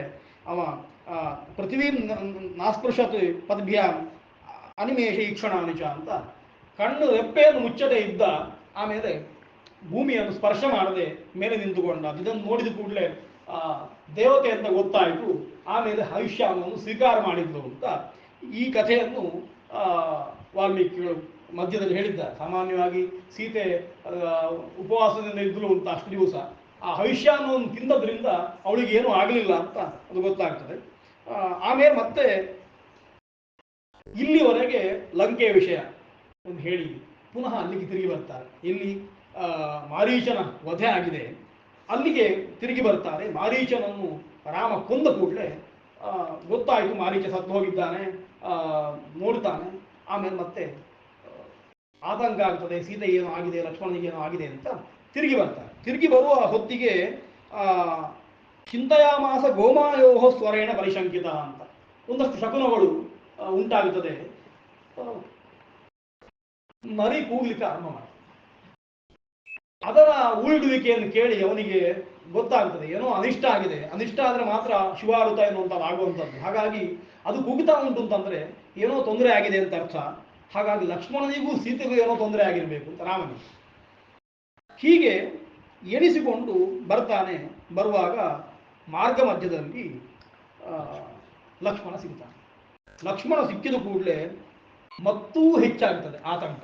ಅಲ್ಲಿವರೆಗೆ ಸೀತೆ ಲಕ್ಷ್ಮಣ ಇಬ್ಬರು ಒಟ್ಟಿಗಿದ್ದಾರೆ ಅಂತ ಎನಿಸ್ಕೊಂಡಿದ್ದಾನೆ. ಲಕ್ಷ್ಮಣ ನೋಡಿದ ಕೂಡಲೇ ಆತಂಕ ಹೆಚ್ಚಾಗ್ತದೆ. ಗೃಹೀತ್ವಾಚ ಕರಂ ಸವ್ಯಂ ಲಕ್ಷ್ಮಣಂ ರಘುನಂದನ ಉವಾಚ ಮಧುರೋದರ್ಕಮಿದಂ ಪರುಷಮಾರ್ತವಂ ಅಹೋ ಲಕ್ಷ್ಮಣ ಗರ್ಚ್ಯಂತೆ ಕೃತಂ ಯತ್ವಂ ವಿಹಾಯತಾಂ. ಲಕ್ಷ್ಮಣ ನೋಡಿದ ಕೂಡಲೇ ಮೊದಲು ಹೇಳುವಂಥದ್ದು, ನೀನು ಬಂದದ್ದು ತಪ್ಪು ಅಂತ ಆಯ್ತು, ಬಿಟ್ಟು ಬರಬಾರ್ದಿತ್ತು ಅವಳನ್ನು, ನೀನು ಕೆಟ್ಟ ಕೆಲಸ ಮಾಡಿದ್ದಿ. ಕೈ ಹಿಡ್ಕೊಂಡು ಹೇಳ್ತಾನೆ, ನೀನು ಮಾಡಿದ್ದು ಸರಿಯಾಗಲಿಲ್ಲ, ಅವಳನ್ನು ಬಿಟ್ಟು ಬಂದಿಯಲ್ವಾ ಅಂತ. ಇಷ್ಟು ಕೇಳಿದ ಕೂಡಲೇ ಲಕ್ಷ್ಮಣ ಹತ್ರ ಹೀಗೆ ಮಾತಾಡಿದ ಕೂಡಲೇ ರಾಮ ನಿರ್ಣಯ ಮಾಡಿ ಆಯ್ತು. ಅಸಂಶಯಂ ಲಕ್ಷ್ಮಣ ನಾಸ್ತಿ ಸೀತಾ ಅಂತ. ನೀನು ಬಿಟ್ಟು ಬಂದಿ ಅಂತಂದ್ರೆ ಸೀತೆ ಅಲ್ಲಿಲ್ಲ ಅಂತ ಅರ್ಥ. ಅದಕ್ಕೆ ಕಾರಣ ಈ ಶಿವಾರುತ ಇತ್ಯಾದಿ ಶಕುನಗಳು. ಹಾಗಾಗಿ ಸೀತೆಯನ್ನು ಹೋಗಿ ನೋಡಬೇಕು ಅಂತಿಲ್ಲ, ನನಗೆ ಒಂದಷ್ಟು ಶಕುನಗಳು ಆಗ್ತಾ ಉಂಟು, ಸೀತೆಗೆ ಏನೋ ತೊಂದರೆ ಆಗಿದೆ ಅಂತ. ನಿನ್ನನ್ನು ಮಾರ್ಗ ಮಧ್ಯದಲ್ಲಿ ನೋಡಿದ ಕೂಡಲೇ ಸೀತೆ ಇಲ್ಲ ಅಂತ ಕಾಣ್ತದೆ ಅಂತ ಹೇಳಿ ಕೊನೆಗೆ ಲಕ್ಷ್ಮಣನು ಹೇಳ್ತಾನೆ, ನಾನು ಬೇಕು ಅಂತ ಹೇಳಿಕೊಂಡು ನ ಸ್ವಯಂ ಕಾಮಕಾರೇಣ ತಾಂ ತ್ಯಕ್ವ ಅಹಮಿಹಾಗತಃ ಪ್ರಚೋದಿತ ತಯೈವ ಅಗ್ರೈಹಿ ತ್ವತ್ಸಕಾಶಮಿಹಾಗತಃ. ಅವಳು ಹೇಳಿದ್ರಿಂದ ಬಂದಿದ್ದೇನೆ ಅಂತ ಆ ಕಥೆಯನ್ನು ಪೂರ್ತಿ ಲಕ್ಷ್ಮಣ ಹೇಳ್ತಾನೆ. ಅಷ್ಟು ಅನುವಾದ ಮಾಡ್ತಾನೆ, ಏನೇನು ಹೇಳಿದ್ರು ಅಂತ ರಾಮನಿಗೆ ಹೇಳ್ಬಿಡ್ತಾನೆ. ಹೀಗೆ ಹೇಳಿದ್ರಿಂದ ನಾನು ಬಂದಿದ್ದೇನೆ. ವಿನಷ್ಟೇ ಭ್ರಾತರಿ ಪ್ರಾಪ್ತು ನಚತ್ವಂ ಮಾಮವಾಪ್ಸ್ಯಸೆ ಸಂಕೇತಾತ್ ಭರತೇನತ್ವಂ ರಾಮನ್ ಸಮನುಗಚ್ಚಸಿ ಕ್ರೋಶಂತಂ ಹಿ ಯಥಾರ್ಥ ಅತ್ಯರ್ಥಂ ನೈನಂ ಅಭ್ಯವಪದ್ಯಸೆ ರಿಪುಃ ಪ್ರಚ್ಛನ್ನಚಾರೀತ್ವಂ ಮದರ್ಥಮನುಗಚ್ಚಸಿ ರಾಘವಸ್ಯಾಂತರಂ ಪ್ರೇಪ್ಸುಃ ತಥೈನಂ ನಾಭಿಭಜ್ಯಸೆ ಅಂತ ಇಷ್ಟೂ ವಾಕ್ಯವನ್ನು ಅನುವಾದ ಮಾಡ್ತಾನೆ ಲಕ್ಷ್ಮಣ. ರಾಮನಿಗೆ ಗೊತ್ತಾಗಬೇಕು ಅಂತ, ಸುಮ್ಮನೆ ನಾನು ಬಂದದ್ದಲ್ಲ, ಸೀತೆ ಹೀಗೆಲ್ಲ ಹೇಳಿದ್ರು, ನನಗೆ ಕಳ್ಕೊಳ್ಳಿಕ್ಕೆ ಆಗಲಿಲ್ಲ, ನೀನು ಭರತನಿಂದ ಸಂಕೇತವನ್ನು ಪಡ್ಕೊಂಡು ನನ್ನೊಟ್ಟಿಗೆ ಬರ್ತಾ ಇದ್ದಿ, ರಾಮನನ್ನು ಹಿಂಬಾಲಿಸ್ತಾ ಇದ್ದಿ, ಹಾಗಾಗಿ ನಾನು ನಿನ್ನನ್ನು ಯಾವತ್ತೂ ಕೂಡ ಬಯಸುವುದಿಲ್ಲ, ರಾಮನನ್ನು ಮಾತ್ರ ಬಯಸುವವಳು ಅಂತ ಇಂಥ ಪರುಷವಾದ ವಾಕ್ಯಗಳನ್ನು ಹೇಳಿದ್ದಾರೆ. ಆ ಕಾರಣದಿಂದಾಗಿ ನಾನು ಬರಬೇಕಾಯಿತು, ಬೇರೆ ಕಾರಣಕ್ಕೋಸ್ಕರ ಅಲ್ಲ ಅಂತ ಹೀಗೆ ಲಕ್ಷ್ಮಣ ರಾಮನಿಗೆ ಒಂದಷ್ಟು ಸಮರ್ಥನೆಯನ್ನು ಕೊಡ್ತಾನೆ. ನಾನು ಬಂದದ್ದು ತಪ್ಪಾಯಿತು, ಆದರೆ ಬರಬೇಕಾಯ್ತು ಅನಿವಾರ್ಯ ಅಂತ. ಹೀಗೆ ಹೇಳಿದ ಮೇಲೆ ರಾಮನ ವಿಲಾಪಗಳು ಮತ್ತೆ ಮುಂದೆ ಬರುವಂಥದ್ದು. ರಾಮನಿಗೆ ಗೊತ್ತಾಯಿತು ಸೀತೆ ಸಿಗುವುದಿಲ್ಲ ಅಂತ. ಅಂತೂ ಬರ್ತಾನೆ. ಬಂದು ನೋಡುವಾಗ ಪೂರ್ಣವಾಗಿ ರಿಕ್ತವಾದಂಥ ಆಶ್ರಮವನ್ನು ನೋಡ್ತಾನೆ. ಸೀತೆ ಇದ್ದರೆ ಆಶ್ರಮ ತುಂಬಿಕೊಂಡಿರ್ತಾ ಇತ್ತು ಎನ್ನುವುದನ್ನು ಈ ಧ್ವನಿಯಲ್ಲಿ ಹೇಳ್ತಾರೆ. ಸೀತೆ ಒಬ್ಬಳಿಲ್ಲ ಅಲ್ಲಿ, ರಾಮ ಲಕ್ಷ್ಮಣ ಇಬ್ಬರು ಇದ್ದಾರೆ, ಸೀತೆ ಇಲ್ಲ, ಆಶ್ರಮ ಪೂರ್ತಿ ರಿಕ್ತಾಗಿದೆ. ನಾನೇ ಮನೆಯಲ್ಲಿ ತುಂಬ ಮಾತಾಡುವಂಥವರು, ತುಂಬ ಚಟುವಟಿಕೆಯಿಂದ ಇರುವವರು ಒಂದು ದಿವಸ ಇಲ್ಲದೇ ಇದ್ದರೆ ಮನೆ ಪೂರ್ತಿ ಬಾಗಿಲು ಹಾಕಿದಾಗೆ ಇರ್ತದೆ. ಹಾಗೆ ಸೀತೆ ಅಲ್ಲಿ ಅವರಿಗೆಲ್ಲ ತುಂಬ ಚಟುವಟಿಕೆಯಿಂದ ಇದ್ದವಳು, ಅವರನ್ನೆಲ್ಲ ಜೀವಂತವಾಗಿಟ್ಟವಳು ಸೀತೆ. ಅವಳು ಒಂದು ದಿವಸ ಇಲ್ಲ ಅಲ್ಲಿ ಕಾಣುವುದಿಲ್ಲ ಅಂತ ಅಂದ್ಕೊಂಡ್ರೆ ಇಡೀ ಆಶ್ರಮ ಅದು ಬಣಗುಡ್ತಾ ಅಂತ ನೋಡ್ತಾನೆ, ಏನು ಮಾಡ್ಲಿಕ್ಕಾಗುವುದಿಲ್ಲ, ಅಳ್ಳಿಕ್ಕೆ ಆರಂಭ ಮಾಡ್ತಾನೆ. ರಾಮನ ವಿಲಾಪವನ್ನೇ ಒಂದು 3-4 ಸರ್ಗ ಪೂರ್ಣವಾಗಿ ರಾಮನ ವಿಲಾಪ ಉಂಟು. ಎಷ್ಟು ವಿಲಾಪ ಅಂತಂದ್ರೆ ಕೊನೆಗೆ ಮರ ಗಿಡಗಳ ಹತ್ರ ಮಾತಾಡ್ಲಿಕ್ಕೆ ಆರಂಭ ಮಾಡ್ತಾನೆ. ಒಂದಷ್ಟು ಮರಗಳ ಹತ್ರ, ಗಿಡಗಳ ಹತ್ರ ಎಲ್ಲ ಸೀತೆ ಎಲ್ಲಿ ಹೋದ್ಲು ಅಂತ ನನಗೆ ಹೇಳಿ ಅಂತ, ನೀವಾದ್ರೂ ನೋಡಿದ್ದೀರಾ ಅಂತ ಆ ಎಲ್ಲ ಪ್ರಾಣಿಗಳ ಹತ್ರ, ದೇವತೆಗಳ ಹತ್ರ ಎಲ್ಲ ಪ್ರತಿಯೊಬ್ಬರನ್ನೂ ಸಂಬುದ್ಧಿ ಮಾಡಿ ಕರೆದು ರಾಮ ಅಳ್ತಾನೆ. ಎಷ್ಟು ಬೇಸರ ಆಗಿದೆ ಅಂತ. ಅವುಗಳಿಗೆ ಜ್ಞಾನ ಇಲ್ಲ, ಅವಳು ಉತ್ತರ ಕೊಡ್ತಾವ ಇಲ್ಲೋ ಎನ್ನುವುದಕ್ಕಿಂತ ಹೆಚ್ಚು ಕಾಮಾರ್ಥಾಹಿ ಪ್ರಕೃತಿ ಕೃಪಣ ಚೇತನೇಶು ಅಂತ ಕಾಳಿದಾಸನ ಹೇಳಿದ ಮಾತು ಪ್ರತ್ಯಕ್ಷ ಅನುಭವ ಬರ್ತದೆ. ರಾಮಾಯಣದ ಈ ಸರ್ಗಗಳನ್ನು ಕಾಳಿದಾಸ ನೋಡಿಯೇ ಆ ಮಾತು ಹೇಳಿದ್ದು ಗೊತ್ತಾಗ್ತದೆ. ಹಾಗೆ ರಾಮ ಅಳ್ತಾನೆ. ಆ ವಿಲಾಪವನ್ನು ಅದ್ಭುತವಾಗಿ ವಾಲ್ಮೀಕಿಗಳು ವರ್ಣನೆ ಮಾಡಿದ್ದಾರೆ. ಲಕ್ಷ್ಮಣನೂ ರಾಮನೊಟ್ಟಿಗೆ ಸೇರಿಕೊಳ್ತಾನೆ, ಬೇರೆ ಏನು ಮಾಡಲಿಕ್ಕೆ ಗೊತ್ತಾಗುವುದಿಲ್ಲ. ಹೀಗೆ ರಾಮನ ವಿಲಾಪ ಎನ್ನುವಂಥದ್ದು ಅದು ಅಮಾನುಷವಾಗಿ ಕಾಣ್ತದೆ. ಮನುಷ್ಯನಾದರೂ ಅಷ್ಟು ವಿಲಾಪ ಮಾಡಲಿಕ್ಕೆ ಸಾಧ್ಯ ಇಲ್ಲವೋ ಏನೋ, ಅಷ್ಟು ರಾಮ ಅಳ್ತಾನೆ.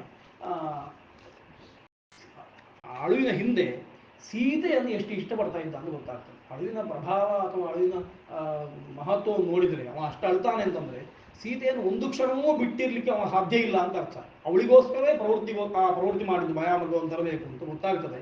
ಇಷ್ಟು ರಾಮನ ವಿಲಾಪವನ್ನು ರಾಮ ವಿಗ್ರಹವಾನ್ ಧರ್ಮ ಅಂತ ಹೇಳಿ ವಿಡೋರಸ್ಕಃ ಪ್ರಶಸ್ಕಂತಹ ಇತ್ಯಾದಿಗಳನ್ನೆಲ್ಲ ಹೇಳಿ ಅಂತಹ ರಾಮ ಸೀತೆ ಇಲ್ಲದಿದ್ದರೆ ಅಳ್ತಾನೆ ಅಂತ ವಜ್ರಾದಪಿ ಕಠೋರಾಣಿ ಮಧೂರಿ ಕುಸುಮಾದಪಿ ಲೋಕೋತ್ತರಾಣಾಂ ಚೇತಾಂಸಿ ಅಂತ ಹೇಳಿದ್ದು ಇದನ್ನೆಲ್ಲ ನೋಡಿದ್ದು ಗೊತ್ತಾಗ್ತದೆ. ಸೀತೆ ಇಲ್ಲ ಅಂತಂದ್ರೆ ಅವನಿಗೆ ಒಂದು ಕ್ಷಣ ಇರ್ಲಿಕ್ಕೆ ಆಗುದಿಲ್ಲ ಅಂತ ಗೊತ್ತಾಗ್ತದೆ. ಹೀಗೆ 60ನೇ ಒಳ್ಳೆಯ ಗೃಹಸ್ಥ ಅಂತ 60ನೇ ಸರ್ಗದವರೆಗೆ ರಾಮನ ವಿಲಾಪ ಪೂರ್ಣವಾದ ವಿಲಾಪ. ಆಮೇಲೆ ಮತ್ತೆ ಅಲ್ಲಿ ಕೂತ್ಕೊಳ್ಳಿಕ್ಕೆ ಆಗೋದಿಲ್ಲ, ಅಲ್ಲಿಂದ ಮತ್ತೆ ಸೀತೆಯನ್ನು ಹುಡುಕಿಕೊಂಡು ಮುಂದೆ ಬರ್ತಾರೆ. ಆ ಮಾರ್ಗವನ್ನು ಮತ್ತೆ ಮುಂದಿನ ಸರ್ಗಗಳು ನಮಗೆ ತಿಳಿಸ್ತದೆ ಅಂತ ಹೇಳ್ತಾ ಇಲ್ಲಿಯವರೆಗೆ ಏನು ಚಿಂತನೆ ಮಾಡಿದ್ದೇನೆ ರಾಮಚಂದ್ರ ದೇವರ ಪಾದಾರವಿಂದಕ್ಕೆ ಅರ್ಪಿಸ್ತಾ ಇದ್ದೇನೆ. ಶ್ರೀಕೃಷ್ಣ.